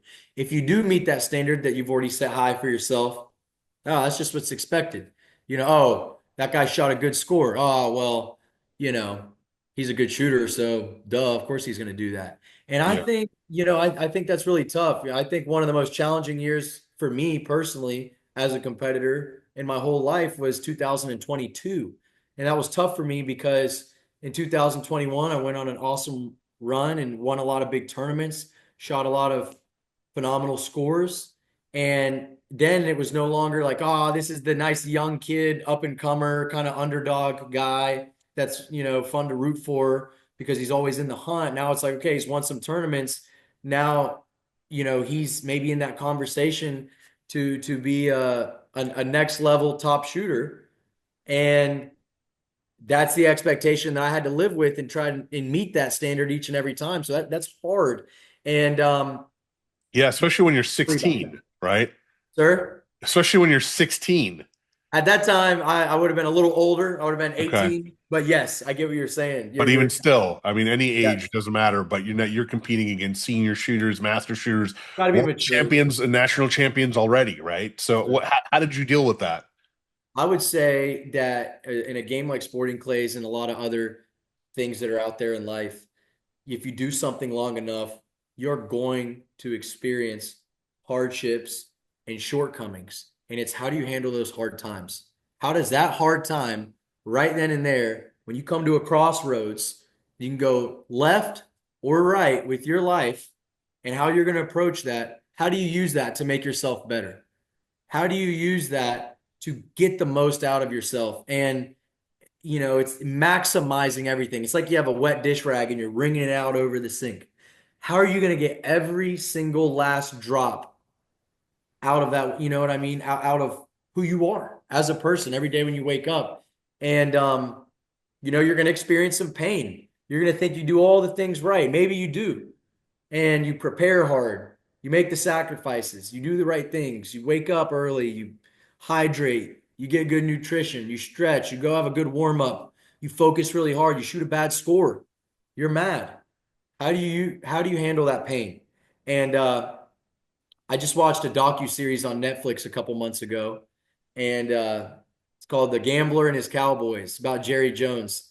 And Jerry Jones, I'm not saying he's necessarily the greatest guy to take a lot of advice from on how to manage a football team, but I think he's got a lot of good life advice because he's experienced all kind of highs and lows.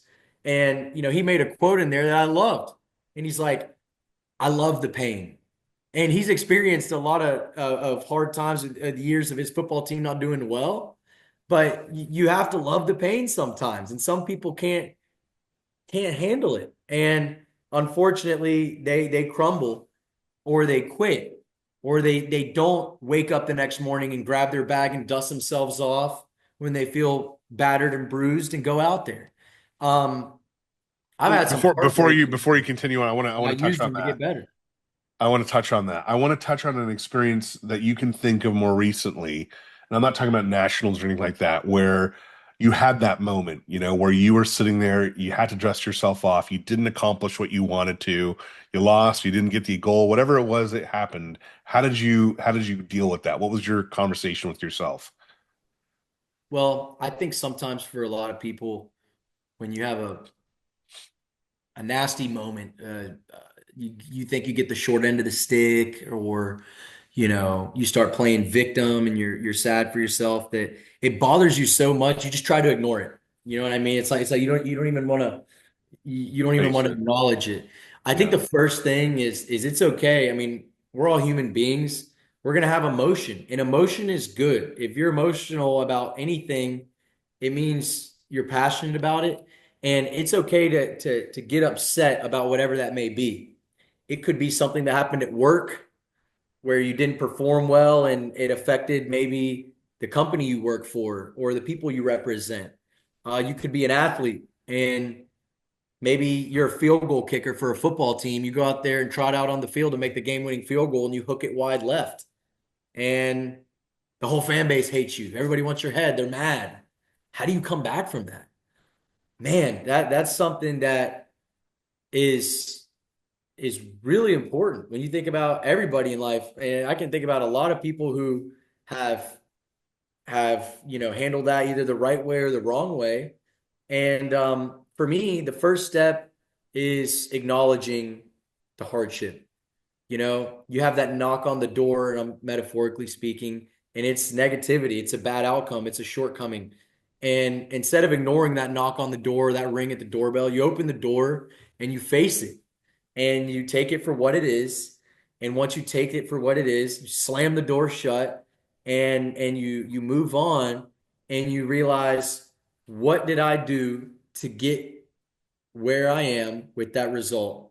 And how am I going to do everything I can to make sure something like this doesn't happen again? And there's some things you can control, there's some things you can't control, but it's being the best version of yourself, holding yourself accountable, and never forgetting that. I always use it as an analogy. It's like if you have a shortcoming like that, it's a cut. It's a cut. It hurts bad. It's a cut on your arm. Let's say it bleeds, and then that cut heals over time, and it becomes a scar. And the scar doesn't hurt anymore, but you see it and you remember what that pain was like. And every time you don't feel motivated, you wake up in the morning, you don't want to go practice, or you get to a tournament and it's a long shoot, you haven't shot well the first couple of days, you don't feel like going out there. You don't want to go out there. You'd rather be somewhere else. You think about all those times and you think, hey, I'm going to use this to fuel my fire and push me and make me go out there. I'm going to remember all the times that I worked hard, something didn't go right, and that I'm gonna identify as someone who keeps getting up. And I might get back up and fall down, but I'm gonna keep going. And I think just doing well at anything in life is really people figuring out how what gets them to perform the best and to the best of their ability and capability in the big moment. And that could be somebody who's got a fierce killer instinct, go for the jugular, competitive mindset where they're like, I want to rip everybody's head off. I'm going to go out there and I have spite. I have pure aggression. Okay. Then you have people where that doesn't work for them. That takes them off their game. So they're a little bit more reserved and laid back, and they just want to be calm and enjoy the moment for what it is, Mm-hmm. and have fun. And then that's where they shoot well. You have to figure out who you are. And it's What's all about yours? knowing who What you would you are. say yours is? I mean, from the outside, it looks like you're calm, but would I you try to say be. internally? It depends. It comes back to finding your why. And I'll use an example of a real life shooter here. Okay. And I can think of two people who I love. And the first one is keep coming back and coming back and coming back and swinging and never giving up. And then the next one is someone else that knows their why. And Mike Wilgus just won nationals this year. Super happy for Mike. I believe he's 57 years old, I think. And Mike said that he had been competing and going to the national championship for 27 years. And he won his first national championship this year in 2025. I love that. And the reason I love it is because he's going nearly 3 decades. 3 decades he's been going and competing at the national championship. And he hadn't won before. He knows he's a great shooter. He's been close before. But he kept going and he kept going and he kept going. And those are the kind of people, it's people, anything in life with longevity that I have so much respect for, because they're passionate. And even if they don't shoot well at a tournament, or they don't do well at something, or they're a businessman and they don't negotiate the kind of deal they want, they don't get the contract they're looking for, you know, they don't think, I stink at what I do. I'm not good at what I do. They keep swinging, they keep going, and those are the fiercest competitors that are hard to handle, because no matter what, they're going to keep being there. They're going to keep practicing. And I think about Mike Wilgus. He lives up in Seattle, Washington. He's traveling to so many tournaments every year for the last 27 plus years. That's a long way to travel. He's getting on the plane. He's flying to Florida. He's flying to Georgia. He's flying to New Jersey, across the country. He's going to Texas, and he's going all these places, and he just keeps going and keeps going and keeps going. He has that longevity because he trusts that he can do it, and he never gave up and he never quit. He's got great fortitude, and I have so much respect for that. I'm so happy for him. He's a deserving champion, and he's earned it. And then the other person that I'll use, a little different, of finding their why and knowing what gets their ticker going, is Brandon Powell. Okay, Brandon Powell's always been a really good shooter. He's always been a great competitor. Okay, but you look at the accomplishments that Brandon had his whole lifetime, going up to when he went away from the game for a couple of years. And then when he came back after a 5-year dead period there, break, he accomplished more in 12 months, 24 months than most great shooters have ever accomplished in their whole life. Right. Okay. Or that he accomplished in his whole life. And I love that because do you think, Henning, I'm going to ask you a question. Do you think Brandon discovered something about his shooting, maybe his technique or his method or the way he moves the gun in those couple years that he wasn't shooting that he didn't know or couldn't do previously in his life? No, I mean, I don't know Brandon very well. I've talked to him a few times. I think, if I were to take a guess with him, as he missed the sport so much that he loves, that he Absolutely. came in like a tornado and just wanted to Absolutely. take it on again. And then also show that he's still as good as he was when he left it, Or And better. the hunger, the hunger was I there. applaud it. I Yeah. applaud it. I love that mentality because it goes back to he knew But his do you think why that's what it is and also, his or are you purpose. just agreeing with me? It's no, I'm not disagreeing with you at all. I mean, I don't know how anybody could disagree with that. And if anybody does Yeah. want to disagree with us on that, I'd invite him in. It was back to what I said earlier. This right here and Right, that. right, right. And yes, he's a very talented shooter, but he's a better competitor than he, and Hmm. and I am saying that in the most complimentary way possible. And I applaud him, and I think it's incredible what he's accomplished because I love his aggression and his competitive spirit. And it's back to whoever you are, you got to find your why and keep going and keep fighting and not allow a certain circumstance to throw you off the rails and make you not be who you know who you are and who you want to be and who you can be. Joe, let me ask you something about that just came up when you were talking. So Brandon, arguably one of the best shooters in the world at the moment, right? One of them. Not 100%. there's Yes. many of them, but you obviously being one of them as well. When you guys are at that level, I know I've heard of others saying like, "Oh, Brandon Powell's going to be here. I'm not going to be able to win anything." That thought never goes across your mind. I feel like it. Your mindset is probably like, Brandon's here. I'm going to beat him this time. Is that how you think, or am I just It's imagining neither of that? those, to be It completely isn't. honest with Okay, you, Henry. It's neither of those. It's just I'm gonna go out there and be the best that I can be today on this station, one gotcha. course at a time, one station at a time, And one let the player chips at a fall where they time, may. one bird at a time. And it's just to be the best that I can be, um, and and accomplish what I know I can accomplish, which is shooting well. And a lot of times when I reflect, it's never about, okay, what was the score? It's how did I handle the situation? How are Mm, my reads? How yeah, did I analyze this? How did I handle adversity? How did I handle doing well? Did I continue shooting well when I started around well? And unfortunately, got passive because it's like, oh my goodness, I'm doing so well right now.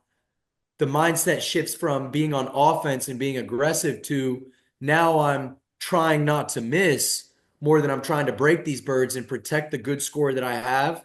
And I kind of clam up and become passive and careful.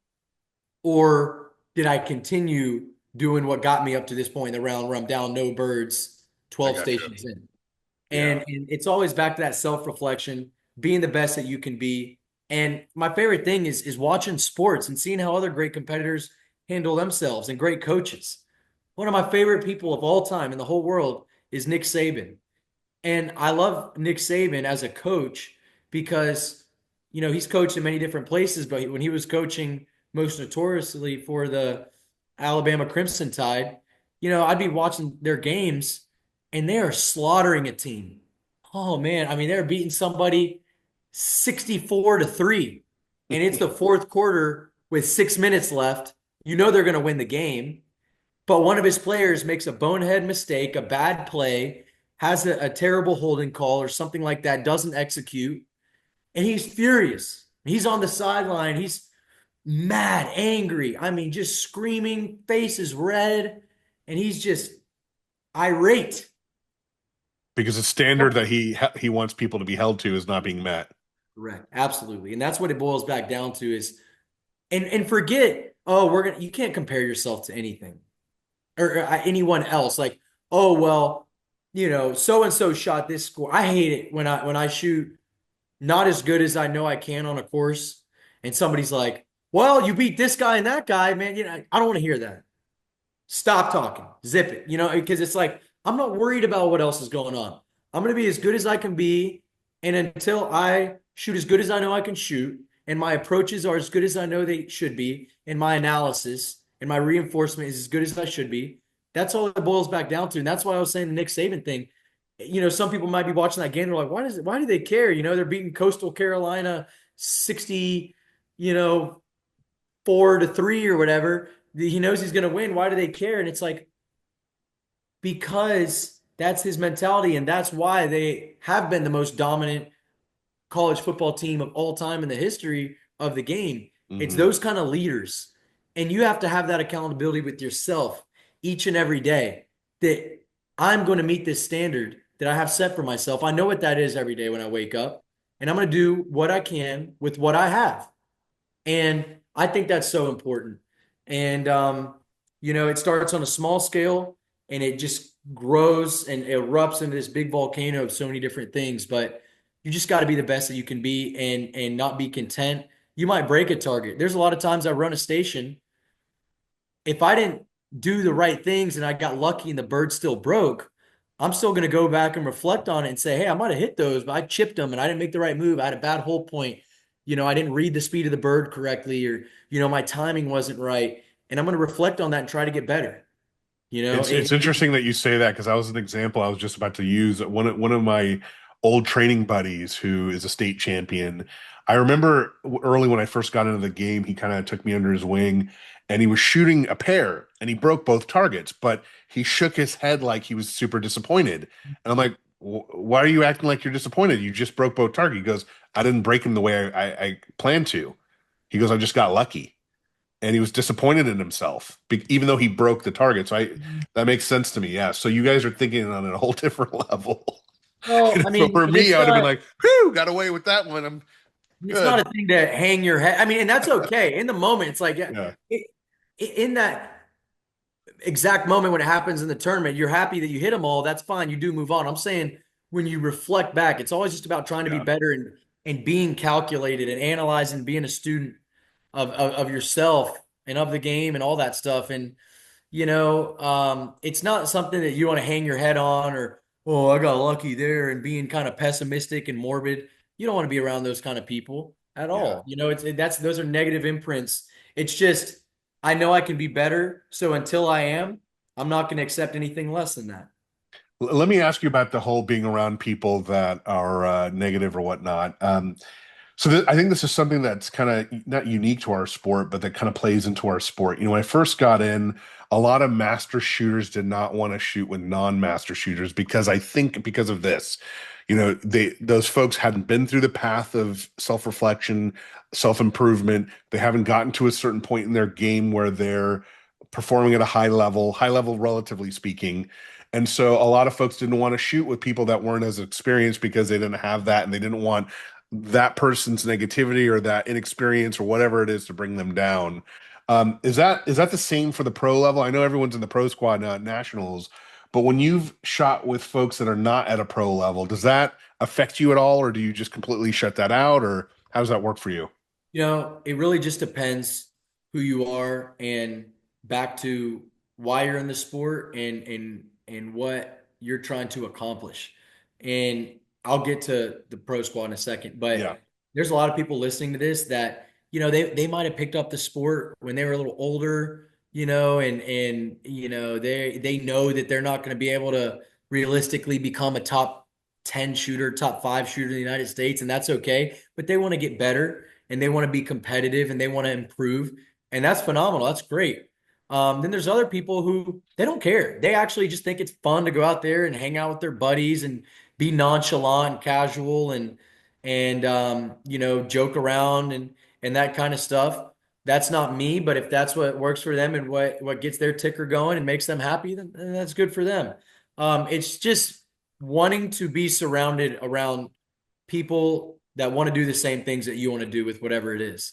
So if you have a great group of friends that you like to shoot with, it gets frustrating where you have a guy who's like, hey, or a lady who's like, I want to get a lot better. These people that I'm with, they're great friends, but they're not great shooting partners. So I'll be their friends at the pavilion or at the food truck, and we'll hang out. And it's kind of hard that somebody who's listening may say, well, how do you stop shooting with them if that's your whole group, and your little clique of people? Do you say, I don't want to shoot with you anymore because I'm better than you now? I'm too cool for you because I'm trying to get better. It's not that. It's just, just you really need to make the bigger decision on what matters most to you. And if you really care enough about trying to get better and surrounding yourself around finding those people that want to accomplish the same things that you are, that's great. And it's not necessarily this doesn't need to be mistaken with ability. I love shooting with a lot of people that might be C and D class level shooters, but I can tell they care. They're Hmm. locked in. They're focused. They Right. want to do well. They're not goofing off and they're not distracted. They're all in to doing as good as they can be. And that's all I look for when I have respect in someone else. It's just what's their commitment level. And for Right. me, I'm all there. And that's why I love the pro squad, is because I know every single person out there on that course, they're trying to win and they know they can win and they've won before. So everyone out there, I love it. I love the pro squad because I know everybody out there, we're on the same page and we're trying to break every bird that we can. And there's going to be no funny business with anything else where, people are, not caring. We all Right. care Right. and Right. it means a lot Or to us. playing underhanded games, psychological games, or things like that. Do the pros play any games with each other like that? Psychological games, kind of messing up with your mental approach or anything like that, or is everyone knows what they're trying to do? It's a professional kind of environment. You're just getting in there, getting out there, supporting each other either way. Well, at the end of the day, if anything that happens out there on the course is going wrong, I think it's just something within yourself that you're not prepared to handle. To answer your Right. question, no. I think everybody's class acts. Yeah. Everybody has mutual respect for each other, and for the most part, I mean, we're all friends. There's very little animosity out there, and we're all trying to win. We want to do the best that we can do. But when Yeah. someone else that we have a lot of respect for wins, we're happy for them. And it's not like you're going to miss on purpose so your friend can win. That's never the case at all. You always want to win. And you're going to do everything you can to the last bird on the last station to do that. But I haven't experienced a lot of it.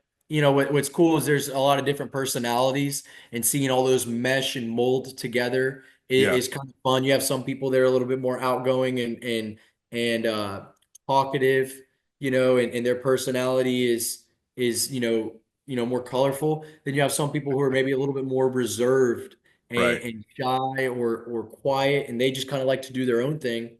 That's why I love it, and that's why I love clay target shooting. Is there's more than one way to go about it, and there's more than one way to break a clay target. There's more than one way to have a pre-shot. Some are more elaborate, some are quick, some are in the middle. And people have different shooting styles. That's why I love it, because you just have to figure out what works for you. I really do think there's no right or wrong. And I've said that many times. And I love watching all different kinds of people from different backgrounds and different schools of thought perform at a high level and what works for them.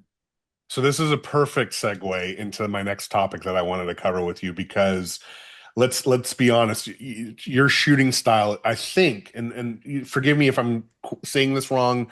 I've done a little bit of homework on you in terms of watching you shoot from videos to in real life, to also talking to others about your shooting style. Some would say, and I'm not, quoting anyone, but I've heard people call it this, that you have more of like an ambush approach, not a spot shooting, but an ambush approach. Could And be spot shooting too. It's a little bit of okay, both, honestly. well, the reason why it resonated with me is when I first started, I feel like I that was my approach to things too. I would watch the bird come into the barrel and then just, pull the trigger.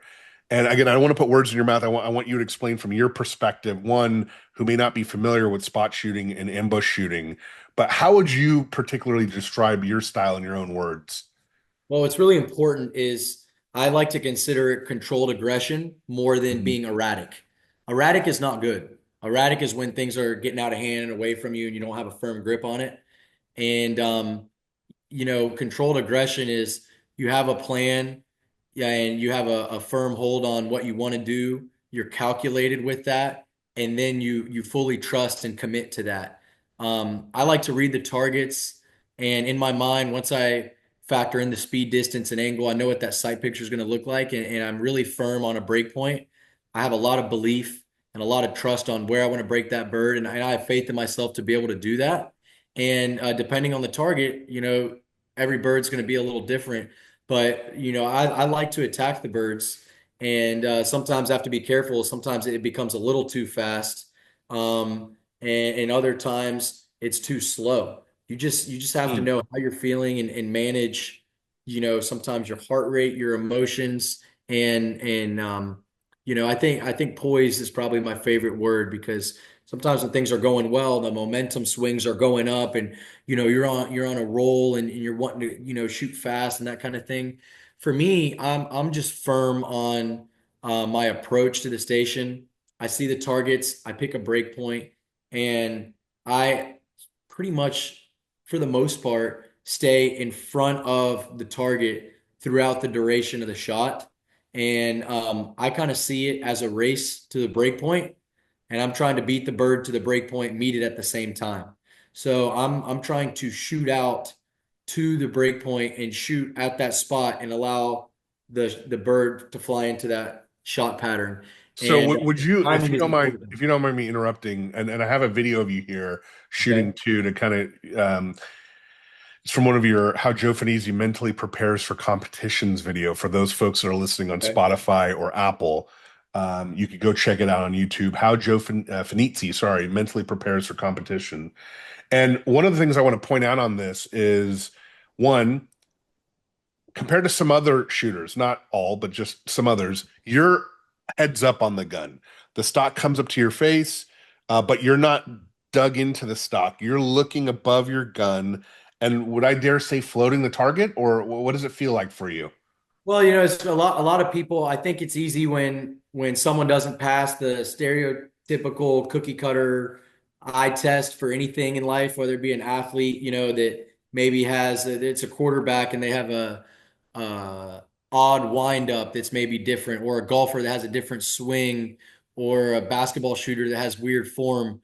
I think people see that, and then that's the first thing that they kind of attach to that competitor, because they kind of see it as like a trademark thing that it's a little different that they think of. And for me, a Yeah, lot of people my whole life, they're like, "Oh, you shoot your head off the gun." And it's like, look, for me, that's what works. That's what I'm comfortable doing. That's all that matters.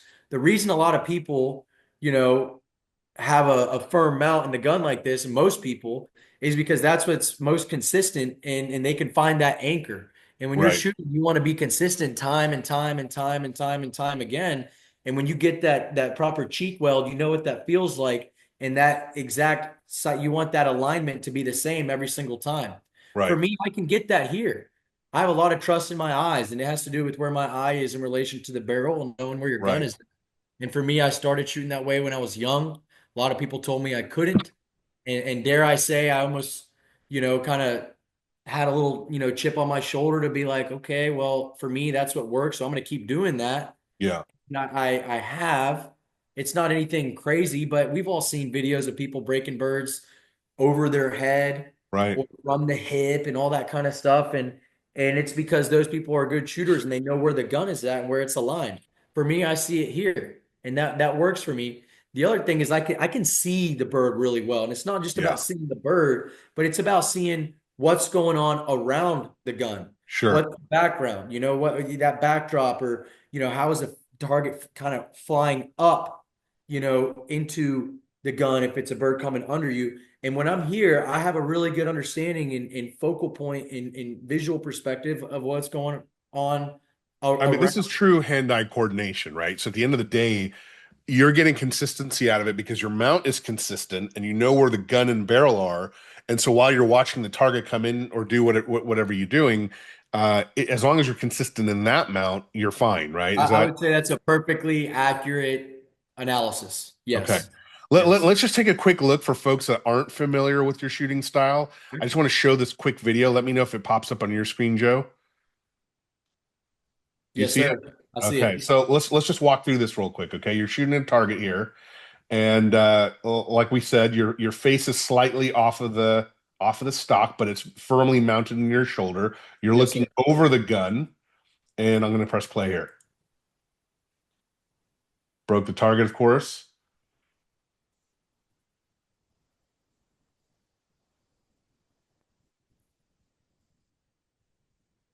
So let's talk about Better. I hit that one a little harder. that. Previous one I chipped. Let's talk about that a little bit. What are you seeing? Are you just seeing the target? Is the barrel in your periphery at all? Like, what are you seeing when you shoot? Well, the gun's there. I mean, this Yeah, is like probably the hottest topic, I would say, for shooters of all levels. I've heard the best shooters in the world sitting around talking about this. Dare I say, arguing about this, yeah, yeah. analyzing this, diving deep, and then I've heard entry level people ask a lot about it, talk about it. And it's like, oh man, the topic and the term is barrel awareness, right? What's the barrel awareness? And yeah, I mean, the barrel is there, right? I mean, if I have my phone right here, okay? So if the way I try to see it is the barrel's there, but your focus is out far. Right, And it's kind of like a camera. Okay. Let's say you have your camera and you know you're trying to take a picture of something that's 50 yards out there, but you have something right here in front of you. Like let's say you have a branch or a tree or a shrub or something that's this far in front of the camera. Okay. The camera knows it's there. Okay. If you look through the screen, you're aware that that branch is there, but you tap out there on the thing that you really want to get a clear focus on. Okay. So you get a clear focus on whatever you're trying to take a picture of out there. Let's say it's a sign or something like that, 50 yards away. All right. Or if you readjusted the focus, you could hit on that branch right here. Okay. And then the leaves on that branch or whatever may be in the way the picture is right, clear. My focus is out there. right. The gun is there. Obviously, the gun is there. If I put my hand right in your face like that, my hand is there, but you might be able to look past it. You're trying to see through the gun. You're seeing past the gun, and you have to have a clear focus on what's happening out where you're wanting to be shooting. So if 'cause this is something I struggle with, I'm always going to bring it back to me at some point. I got to get some benefit out of these Oh, of interviews, right? course, just do it. I'm a notorious barrel checker when I'm not confident. Notorious. And there's times when I feel very confident and all I can see is the bird and I barely see the periphery of the gun coming into my point of view. Do you see the barrel? I'm going to pop up the video again because there's another angle I want to show of you. Wish I had some shot cams for you. I know, right? Well, the shot cam would show it because it's showing your barrel. It wouldn't show where your sight picture is though, because you're seeing something different than what the barrel is doing.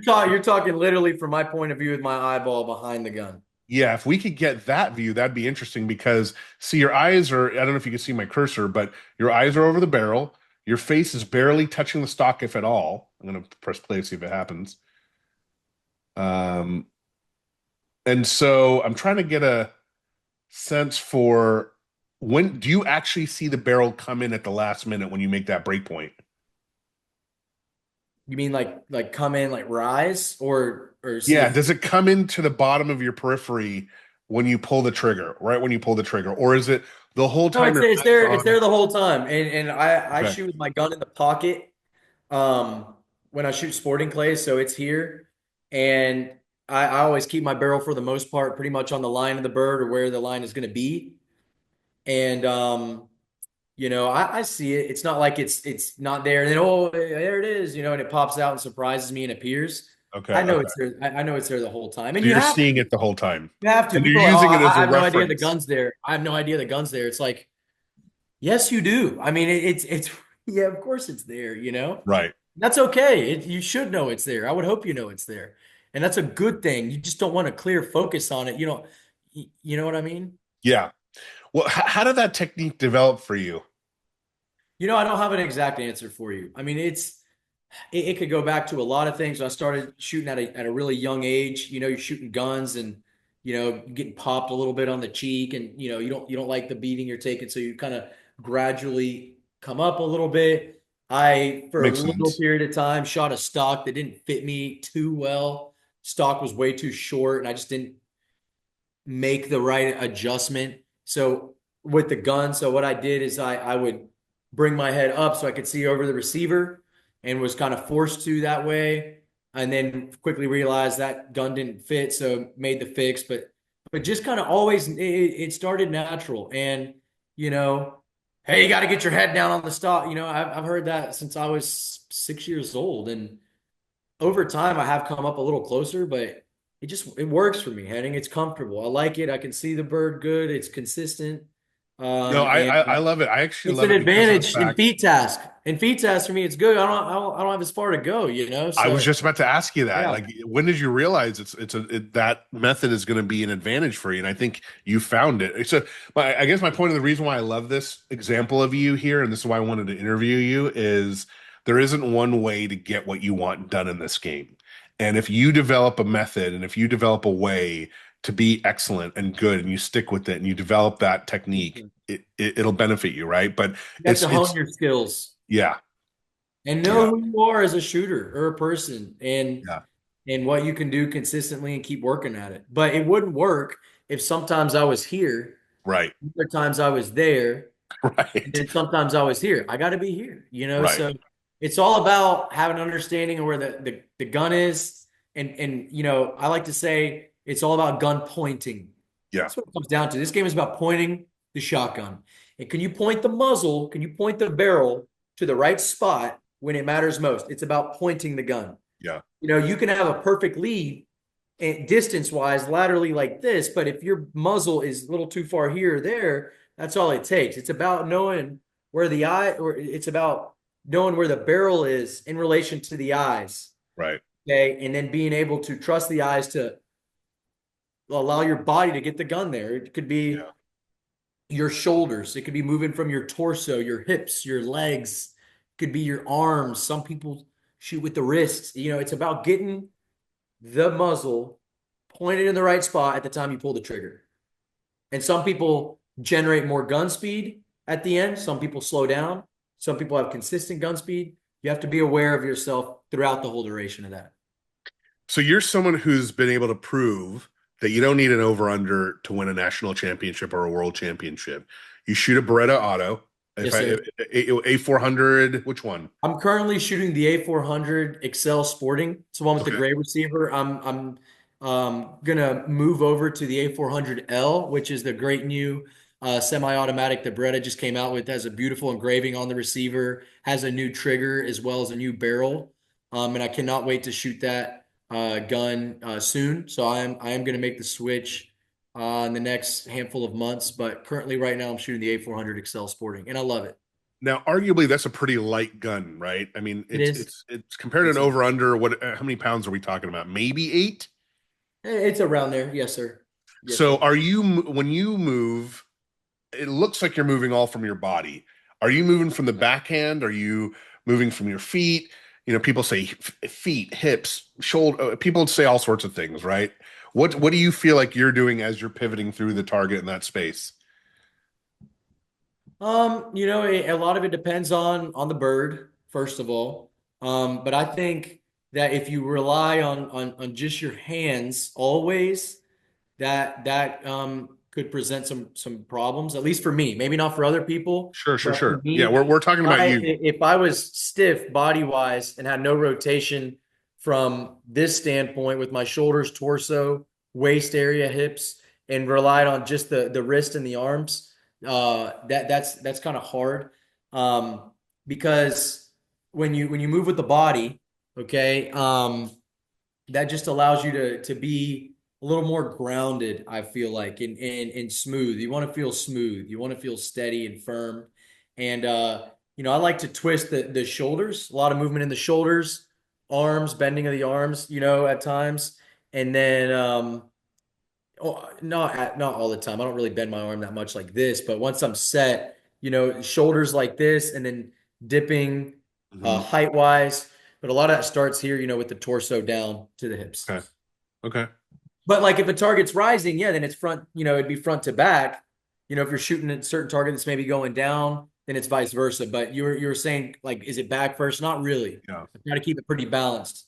but it Okay, depends so on the bird. you're locked in. So can I ask you a question? Like, for example, let's say you're shooting a rising teal. Are you moving your hands to get that, or are you pivoting from your hips up so your whole body is moving? Does that make sense? A little bit of both. I would say that I first mount up on my break point and then I drop this part of my arms, shoulders, down here. I Hmm. drop it, and then when I call pull, I'm going back up like that Oh, interesting. with the, Okay. with the, with the front arm. I know a lot of people that like to do, they call the shoulder shrug. They're in the pocket and then they like mount like this, and they unmount, and then when they call pull, they come up like that. That Yeah. works. A lot of people like to go with the arms backhand first and then kind of come up here like a two-piece move. Right. A lot of people that start under the birds and then swing through them with acceleration like this with the arms and the hands. That works. I know a lot of people that bend at the waist. Right. That works. Back to what I said at the start of the podcast. Whatever works for you, what you're Works for you, comfortable with. right? But Yeah. once you make your mind up and you figure it out, then you Stick with got it. to be committed and work on that. Yeah. No, that's good. That's great. So again, this is why, because I feel like a lot of folks get caught up and wrapped up in their technique is the only technique or the only way to do it, and it really isn't, right? Everyone's unique, everyone's different. I don't want to say we're all snowflakes because that sounds stupid. We're all unique in a No, sense that we need to figure out what works for us, right? And it's so, situational awareness, Henning. You think yeah, about use sports again as an yeah, analogy. I love football, and you know, if you're the offensive play caller, okay, and it's 2nd and 1, or 3rd and 1, and you just need a yard, and you have a great offensive line and a really powerful running back. Chances are, if all you need to do is get the first down to extend the drive, and that's where you're at in that point of the game, you're probably going to run it up the middle. yeah, Okay, instead of you know throw a double reverse flea flicker or a Hail Mary.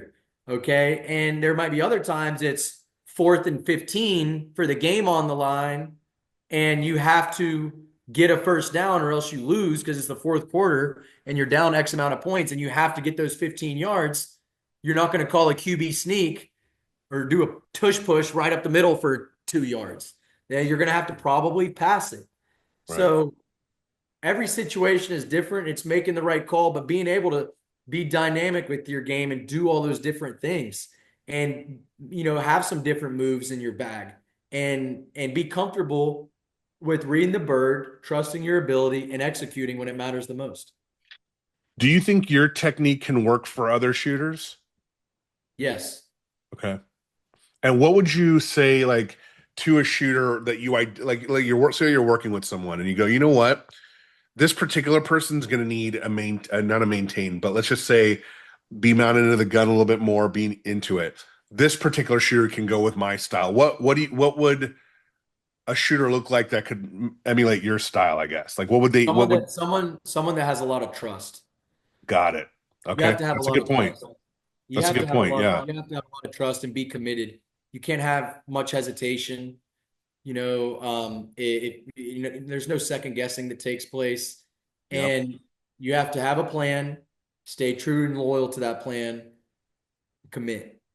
Right. So that's kind of the faith that is required.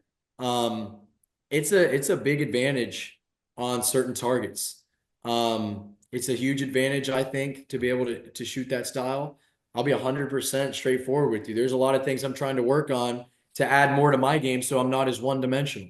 Well, I You was know, just going to ask you that. Do you think yeah, your I mean, method could I think evolve there's a even lot of more? times it's good to maybe be more patient, let birds develop, ride them more, and the Yeah. the bird is more vulnerable later on in the flight path, so you can make a different kind of a shot, moving with the bird.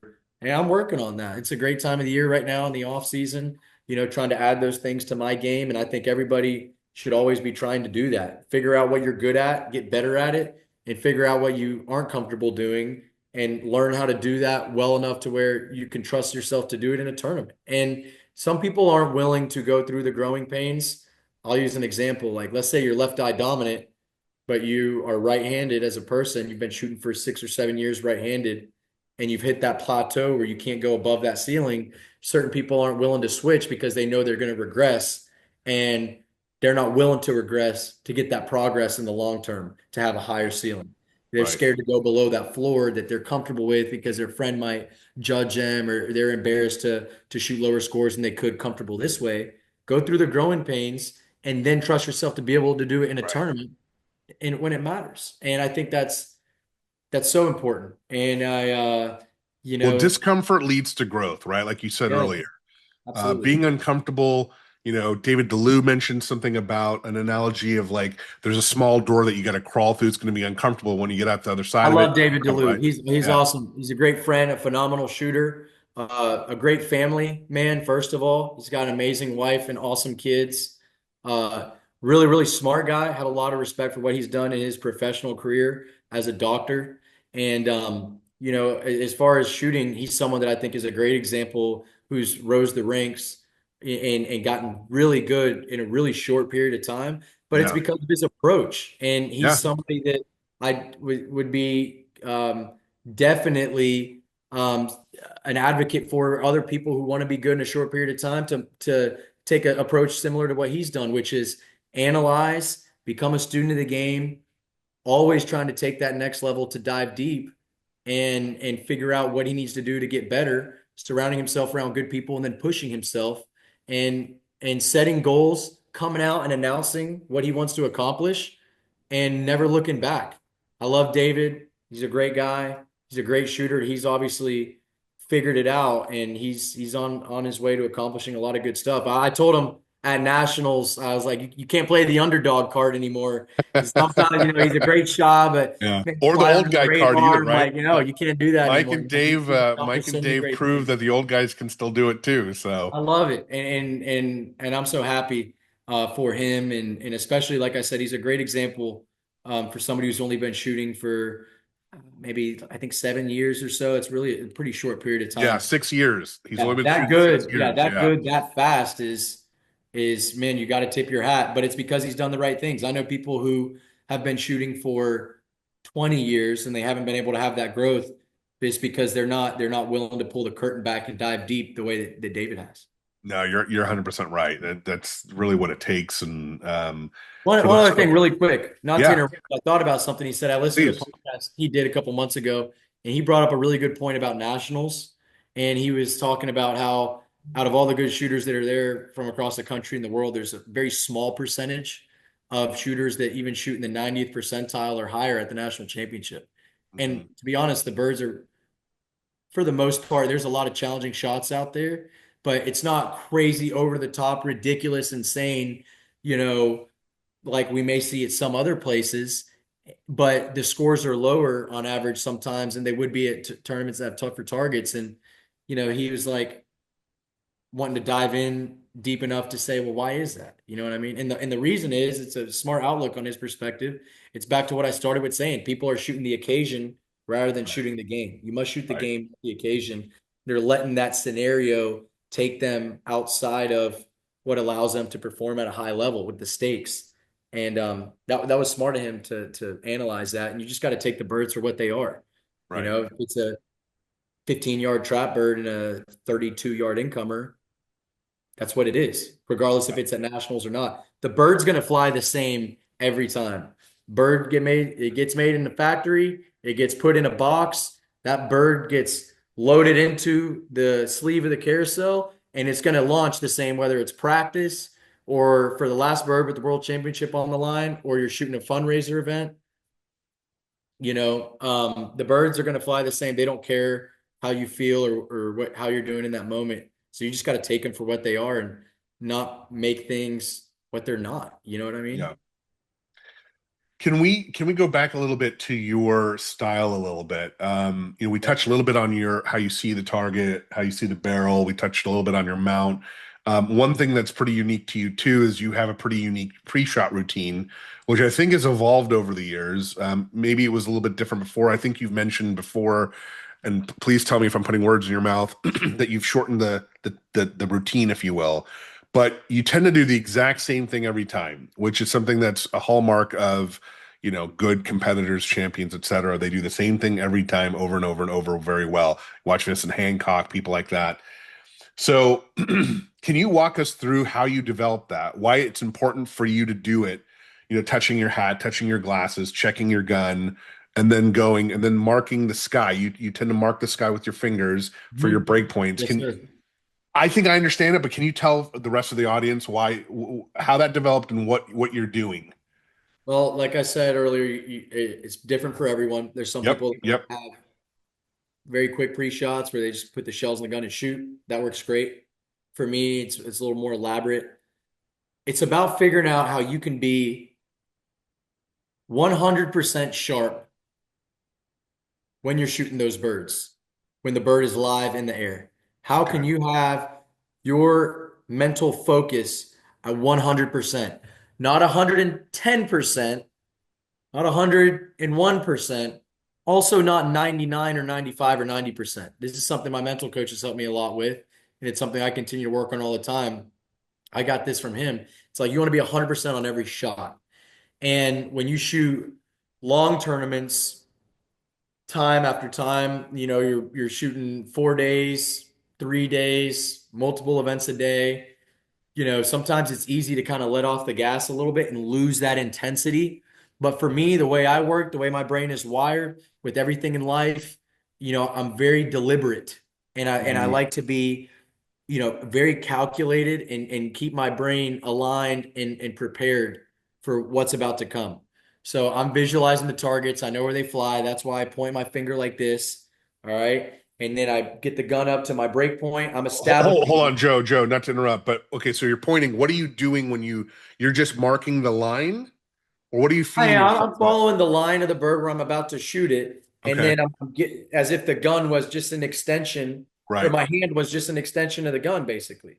So But I'm are making. you doing like, okay, this is a swing through, this is a maintain that I'm doing. I'm This just is trying to. I'm no? trying to visualize the line and the trajectory of the bird, and once I get to my break point, I stop at my break point, and I'm programming in my brain. Okay, that's where I'm going to kill it as soon as I get there, and I'm paying attention to maybe a tree branch that's in the background, and it's like when my Okay. finger gets there, it's like all right, that's my break point. So when the gun gets there, I'm going to pull the trigger because I know that's the tree branch. Or if I come down here and we're in Arizona and there's a rock or something like that. Then I pick up on that. So then I do that here, and then I do it with my gun another time, and then I get set, and I'm just kind of like spring loading myself into making that same exact move that I already made. My brain's familiar with it.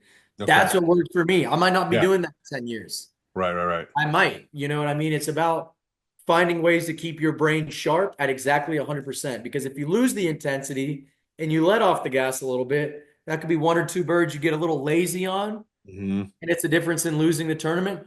Or you could be putting an excessive amount of effort into it where you're so into it and the intensity level has ramped up all the way through the roof that you actually get tight and your Right. body gets, clammed up like this and you're not able to move the way you need to. That's a lot of what I actually struggle with.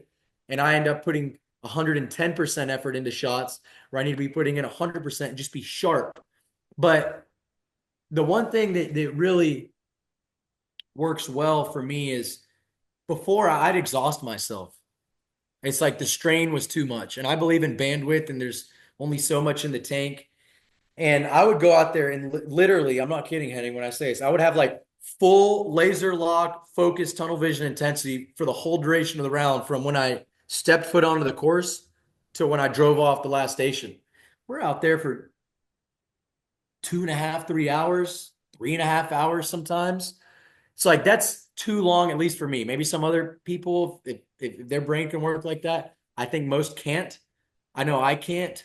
So what I realize is when I'm standing in the cage and I'm shooting 3 or 4 pairs, I might only be in there for a minute from when I step in to when I step out. So there's 15 stations on a course. That means you really only have to have that intensity like that for 15 minutes. Hmm. That's a lot easier for me to be able to focus on having that 100%. And you got to have that light switch. Okay, we're stepping in the cage. We're about to call pull. Get set. Be ready. I like to be like a snake that's ready to strike, and you want to be coiled up. If you're trying to catch a snake, when is a snake most vulnerable? It's like when it's going away from you, it's slithering away or it's out sunning on a road or something. Last time you want to try and catch a snake, right, is if it's coiled up and it's in striking position like this. For me, I have to be set. That's how I work. I want to be set, steady, call, pull, then attack. All right. And then once I'm done, I let off again. And then I go to the next station, I start analyzing again.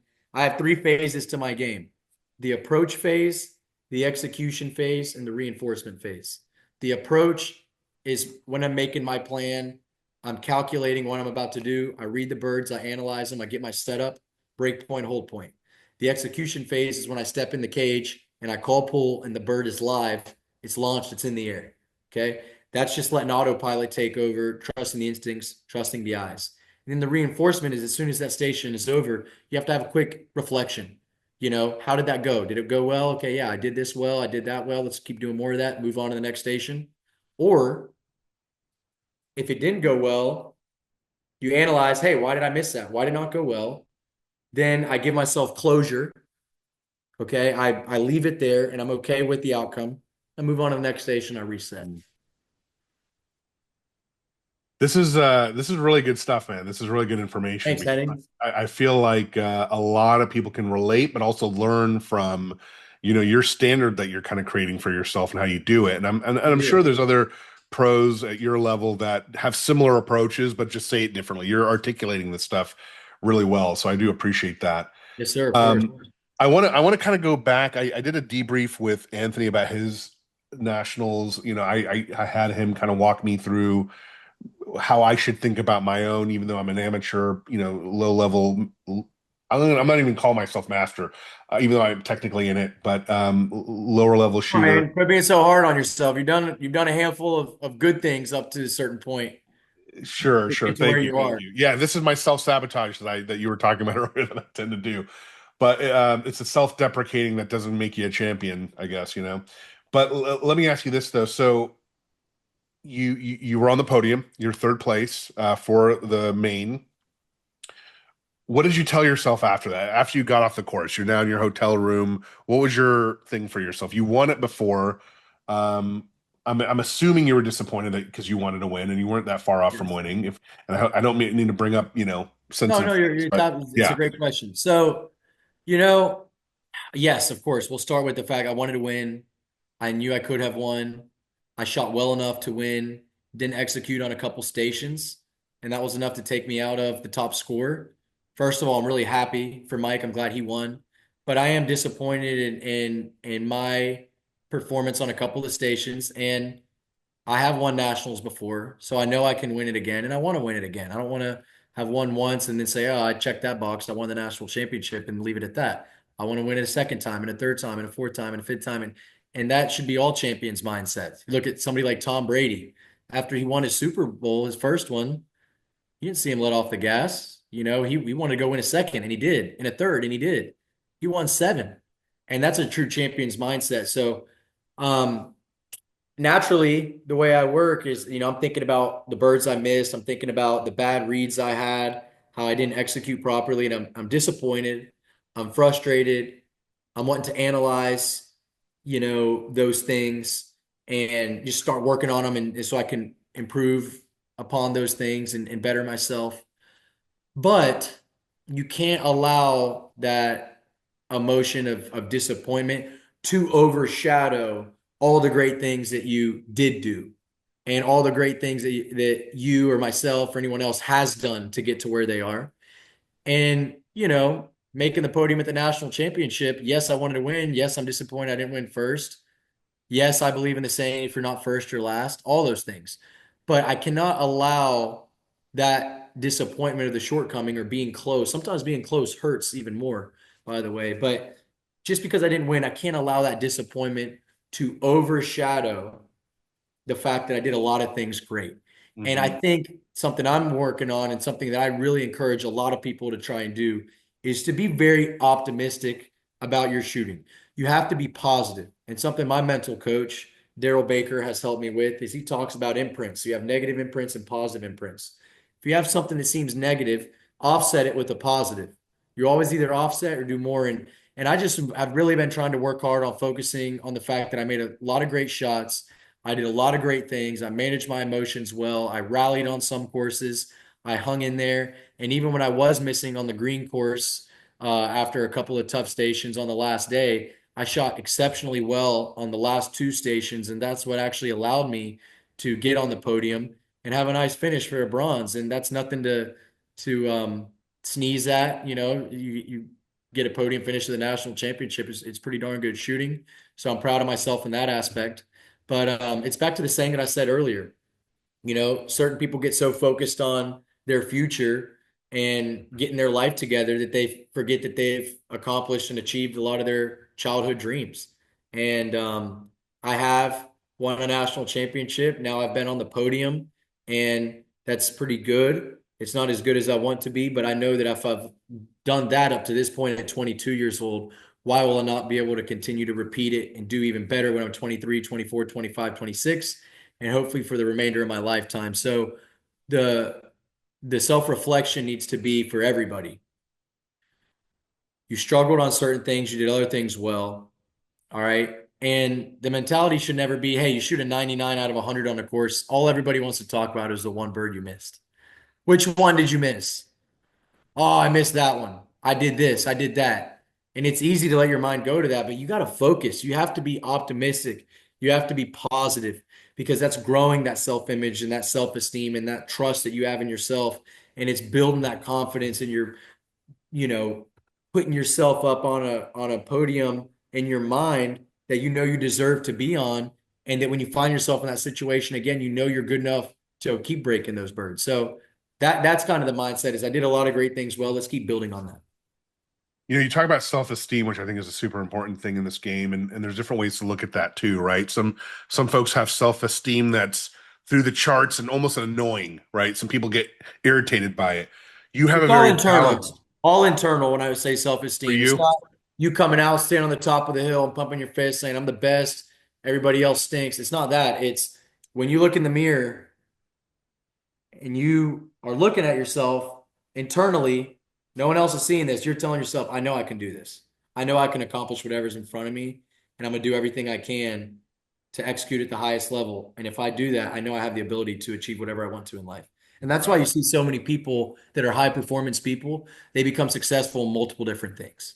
Hmm. They can be a successful doctor if they quit being a doctor tomorrow and had to become a lawyer the next period of time. And they focused on being a lawyer and going to law school and all that kind of stuff. They could probably be a great lawyer too. Or, if someone wants to be a competitive clay target shooter and then they switch disciplines, they can be really good at something else. True high performance people have this figured out. And I think that's as much and actually way more important than just the X's and O's, the technique of clay target shooting. You look at the best winners, it's because they have this in the right place and this. The best shooter of all time, no question or doubt, George Digweed. George has this figured out. And he knows he can win and he trusts himself to win. And every time he goes out there, he's just focusing on trusting his ability. And Yeah. that's why he's accomplished so much. Well, I think you and George share a quiet self-esteem confidence, right? It doesn't need to be put out to the rest of the world. You guys know it deep down, and it shows because you know it deep down. So you're in a way showing others because you believe in it yourself that you don't need to put it out there, if I'm making any sense right now. Absolutely. Yes, sir. But yeah, no, that's interesting. So you've been on the national stage, you've been on the world stage. You represented Team USA at such a young age. How old were you when you first got on Team USA, your first time? First time I competed as a member of Team USA was in 2019. I Hmm. was 16 years old. I just turned 16 and I qualified the previous year to make the junior FITAS team and the sportingclays team when that would have made me 15. So in 2018, I was 15 years old. I shot well enough as a 15-year-old to make the 20 and then 21 and under junior category. I got to shoot with some of my closest friends on that team. It's very memorable. Shot with Dominic Grossi that year, a great friend of mine, Jonathan Gadrick, and then another really good friend of mine from Florida named Clayton Cutshall. That was the first experience I ever had. It was at the 2019 World FITASC at EJ Churchill in England. And a phenomenal experience I'll never forget. I was there with my parents. We had the best time. And there's no greater honor in any sport in the whole world than representing your country. I firmly believe the United States is the greatest country in the face of the earth. Hell And yeah. to be able to represent something bigger than myself, which is to go shoot for the stars and stripes, it's something I even get emotional thinking about. And I've been blessed to do it every year since. I qualified the next year after that, and now I'm competing in the Open. I was on the Open Sporting Clays team this year in 2025. We competed in England and won the gold medal. In 2024, I was on the men's FITASC team, and we won the gold medal here in the United States, and that was super exciting. And then next year, I've been fortunate enough to qualify for both the FITASC and the Sporting Clays team. So I look forward to competing at those World Championships, and most importantly, representing the country. Nothing greater than the United States of America, and I love competing with some great friends, mentors, and other great shooters that are always on those teams. Or any standout memories from representing the US? I mean, that's got to be the ultimate, right? Like just being able to represent your country, especially winning it, and then hearing your national anthem come up and everything in a different Yeah, country. I got a lot of great stories. My Yeah. favorite thing is there's something about traveling overseas where there's a smaller conglomerate of Americans in attendance where you naturally just kind of join together, you go practice together, and you try to get on the same travel schedule together. And it kind of forces you to get closer to certain people you might have not as been as close to back home at a regional or something like that. And nothing in particular, but I know that there's so many times I've gone overseas and you either carpool with people and you ride together to places, or you go do fun side quests and make a day trip out of going to a big city and that kind of thing. And for some reason, the young guys, we always love hanging out with the older cats, believe it or not. We love being with the super Older vets, cats the as an senior open super level or vets. veteran senior vet? What are you talking about? No, no, I mean that in a good way too. Like there's some great guys in our game that we love hanging out with, Yeah. and they're fun, and we learn so much from them. We appreciate their mentorship, and there's a lot of times at the opening ceremonies and hanging out at the hotel that you got a lot of the guys on the junior team that are wanting to go hang out with, the senior guys, and that's been fun for me. I love that about our sport. Get opportunity to be surrounded by a lot of great people you can learn a lot from and have great stories and just an enjoyable experience. That's what it's all about. What have you learned from some of your competitors within the US or even internationally? Any nuggets that you could share with us or something that you're like, you know what? That's good. I didn't think about that before. There's so many people who have influenced me, especially internationally, and I love the international question because as a younger guy coming in, I'm 16, 17, 18 years old. I've been blessed to travel overseas before on vacations with families and things like that, but I never competed in a tournament overseas. And there's so many people that I leaned on and would reach out to, and I wasn't bashful about it, and what I learned is they're as excited to mentor you as I am to hear what they have to say because they like the idea of being able to share and help out and tell you what they've gained from their previous experiences. There's so many guys, so many ages, and throughout the years on Team USA, it's just I have so much respect for people who've experienced a lot because they're going to tell you what's either worked or not worked for them, and they're just looking to help you be the best shooter you can be. And I hope to do that for others one day. But I mean, I can name guys by name. Derek Mines shared a lot with me throughout the years, just about managing your emotions and wanting to do well. Um, he helped me. Brian Ducaney, Andy. I can go on. There's 100 people who've helped me. So I don't want to say names because I'm going to leave Yeah. somebody out. But for the most part, what's most special to me is the encouragement. And at Right. the end of the day, it comes down to, for some reason, people go overseas and they get uncomfortable and they start to question their ability. They start to have doubt. And that doubt, man, it's a bad thing because you think that because you're shooting somewhere else in a different country you haven't been to before, that you can't break birds the way you do at home. And that's not the case at all. And also the fear of maybe not doing well and not performing at a high level because you don't want to let your team down. And that's something that I think is a big deal shooting on Team USA. And, you earned a spot to be on that team if you're over there. No one can take that away from you. You can't buy it. You can't win it in a raffle. You have to go out there and work hard. And earn it. And Yeah. I spoke to Team USA last year, in 2024. And I said, when you think about everything that has culminated, come together to build up to this moment, it's hard to make Team USA. And think about all the practices that you had to improve your game. Think about all the times you stayed in a hotel room away from your family on a weekend at a shoot somewhere in the middle of nowhere to go and shoot well and earn some points. Think about the times you've got on a plane when you missed out on something fun you maybe would rather be doing with another family member or whatever or friend. All that stuff has led up to this.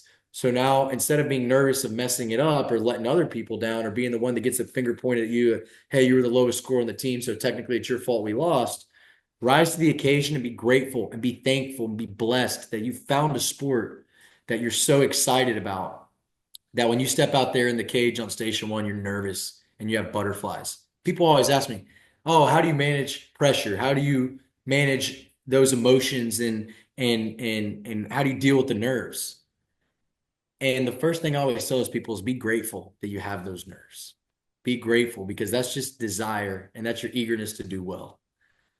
And I love that. Yeah. And because thank God, thank goodness that you have the blessing to have found something in your life that you care so much about. And that's back to other people have told me those things. People who have had experience. And I was very nervous. There was many occasions I was just shaking, wanting to even maybe throw up at, international competitions for the first time. But those great mentors, reach out to them. I encourage people to ask questions. Most people are not closed off in this game. Even the guys at the very top, they want to help. They want to give advice. They want to share, you know, camaraderie, and they're passionate about the game and they like talking about the game. They want to help you out, but it's really just about life, and a lot of times they give life advice. And I think that's why a lot of the young guys like holding out, hanging out with some of the older fellas, like I was talking about earlier, is because they've been there and done that. And they might be 3.5 times our age, but those are the kind of people that have that wisdom that we want to learn from and soak up that information. And that's really fun. Yeah. Joe, I only got a couple more questions for you. I appreciate your Okay. time through here, but I want to wrap up with a couple of these questions because this is, I think, important. You became the youngest member of Team Beretta at the age of 18. How has that relationship influenced your journey? There's some people who have I actually joined Team Beretta when I was 14. Oh, wow. Okay. And there's actually some other members You of need to Team update the Team. website then. Yeah, they do. I joined when I was 14. There's actually some people who joined even younger than me. I believe Megan Grossi, Okay. Megan Harrington, joined the team maybe even before the age of 14. She's been on Team Beretta for a very long time. But nonetheless, I was able to be on Team Beretta at a very young age. And it's one of the greatest honors that I've ever experienced because Beretta is just one of those worldwide recognizable brands that stands for Yeah. so much. And anytime an outdoorsman, maybe a hunter, a shooter, anybody in our industry sees the trident up there, they see this. They see these circles and these arrows. They know what it stands for. And the company's been around for 500 years. It's the oldest gun company, firearm company in the world. That says a lot. That has a lot of weight to it. And the fact that they would trust me to be a representative of their brand meant more than I'll ever be able to explain. And of course, their products are excellent. I believe they have the best products in the world. It's just such an amazing company because they're so diversified. They have guns for all And still kinds of. privately held, too. Yes, it's 500 years old phenomenal. and privately held, which is a It's huge it's feat. sensational when you think about what Beretta's Yeah. been able to do over history, and they have so many different amazing products, different price points for different people in different markets looking for different things. Hunting guns, whether it be waterfowl or upland game, field style guns versus sporting shotguns, maybe entry level guns, all the way up to the highest sporting fine shotguns in the world. It's amazing what Beretta stands for as a company and how good their products are. And it's just an honor to be able to represent a company like that. Everybody, Beretta USA is amazing. Of course, the home country in Italy. I'm Italian on both sides, so it's also pretty cool to shoot for an Italian company. Is based and has so much history. And I love everyone at Beretta, and I love shooting Beretta guns, and I hope to for the rest of my life. Oh, by the way, how old are you again? 22. 22 now. Okay. So someone still so young, but already accomplished, right? You've done things that most people would love to do in their shooting career. How do you hope to influence or inspire the next generation of shooters coming up? I want to do what so many people did for me, and that's just being a good guy. That's what it comes down to. And that looks so different in so many different ways. It could be being a full-on mentor for somebody you become incredibly close to, or it could be, somebody that you don't even know that comes up to you and asks you a question, and you make sure you give them the time of day and show them the respect that they deserve. And it just really starts at being a good guy like that, and being willing to take people under their wing, being willing to share advice and not keep secrets that help me become good because I'm afraid that they might take those secrets and get good to where they can beat me. It's being supportive and encouraging and happy when other people do well. And also, I want to lead and mentor people by leading an example. I want to shoot hard. I want to be a fierce competitor. I want them to see me and acknowledge certain traits that I have in my game and say, oh, we have a lot of respect for the way Joe approaches that or he does that. And, you know, we think that's bad to the bone. We want to be like that. And set an example is really what it comes down to. And just being a class act in good times and in bad, anybody could be watching, whether it be an 8-year-old kid or somebody maybe even be older than me, honestly. Yeah. But anybody could be watching, and you want to be a role model for everyone, especially the next kids. But share the story about what Clay's target shooting has to offer. Explain all the amazing benefits that come out of it, the life lessons, the friends, the experiences, the stories you'll have. I've met my best friends. I've been to the coolest places all through Clay target shooting. It opens so many doors, the networking, the mentorship, all that. And it's important for people to know that. It's important to help the game grow, encourage people to go out, get a shotgun in your hands, go to the range, learn how to shoot and get involved in this sport because there's nothing else like it in the whole world. I can say that for a fact. And that's my biggest goal. I have personal accomplishments that I want to win and these titles and things like that and accolades, but giving back to the sport and just being a friend to everybody. And I know Yeah. that may be cliche, but I think people appreciate it. Just being nice, helpful, encouraging, and also holding people accountable is important too, because sometimes if you see something that needs work or needs improvement or development on a young person, whether a certain way they're going about something, they approach something in life, or how they handle a certain situation, you think they can be better than that, they're better than that, in a nice way, encourage them, Yeah. constructive criticism, if they're open to hearing it, and just saying, hey, I know you're better than that. And this will, you will reap the rewards for years to come, and it'll all come to Just that fruition. slight encouragement. Yes, I Yeah, agree. absolutely. So that's it. And I've been so lucky, and I think the youth shooting is so important. There's so many amazing companies that do so much for youth shooting. Winchester Ammunition has done a lot. And all the companies, Midway USA, Daniel Defense. I mean, there's so many companies that do a lot for youth shooting. I think that's so important to give back because that's what the future is about. But you can't forget about anybody of all ages. We want to invite people into the sport who may be 65 years old and have never shot before. They've realized they like the game. We want everybody because Right. everybody deserves the opportunity to have fun in this sport. And yeah, that's what I want to do. I just want to be a friend to anybody. Right on, man. Well, Joe, you are a class act, and it's Thank honestly been you. a real pleasure having you on the I podcast. appreciate it, Henning. Thank you. You've honestly set the bar incredibly high, not just in performance, but in professionalism and sportsmanship, and watching how you carry yourself both on and off the course gives me a lot of confidence that the future of our sport's in great hands. That means a So lot. thanks again for joining me.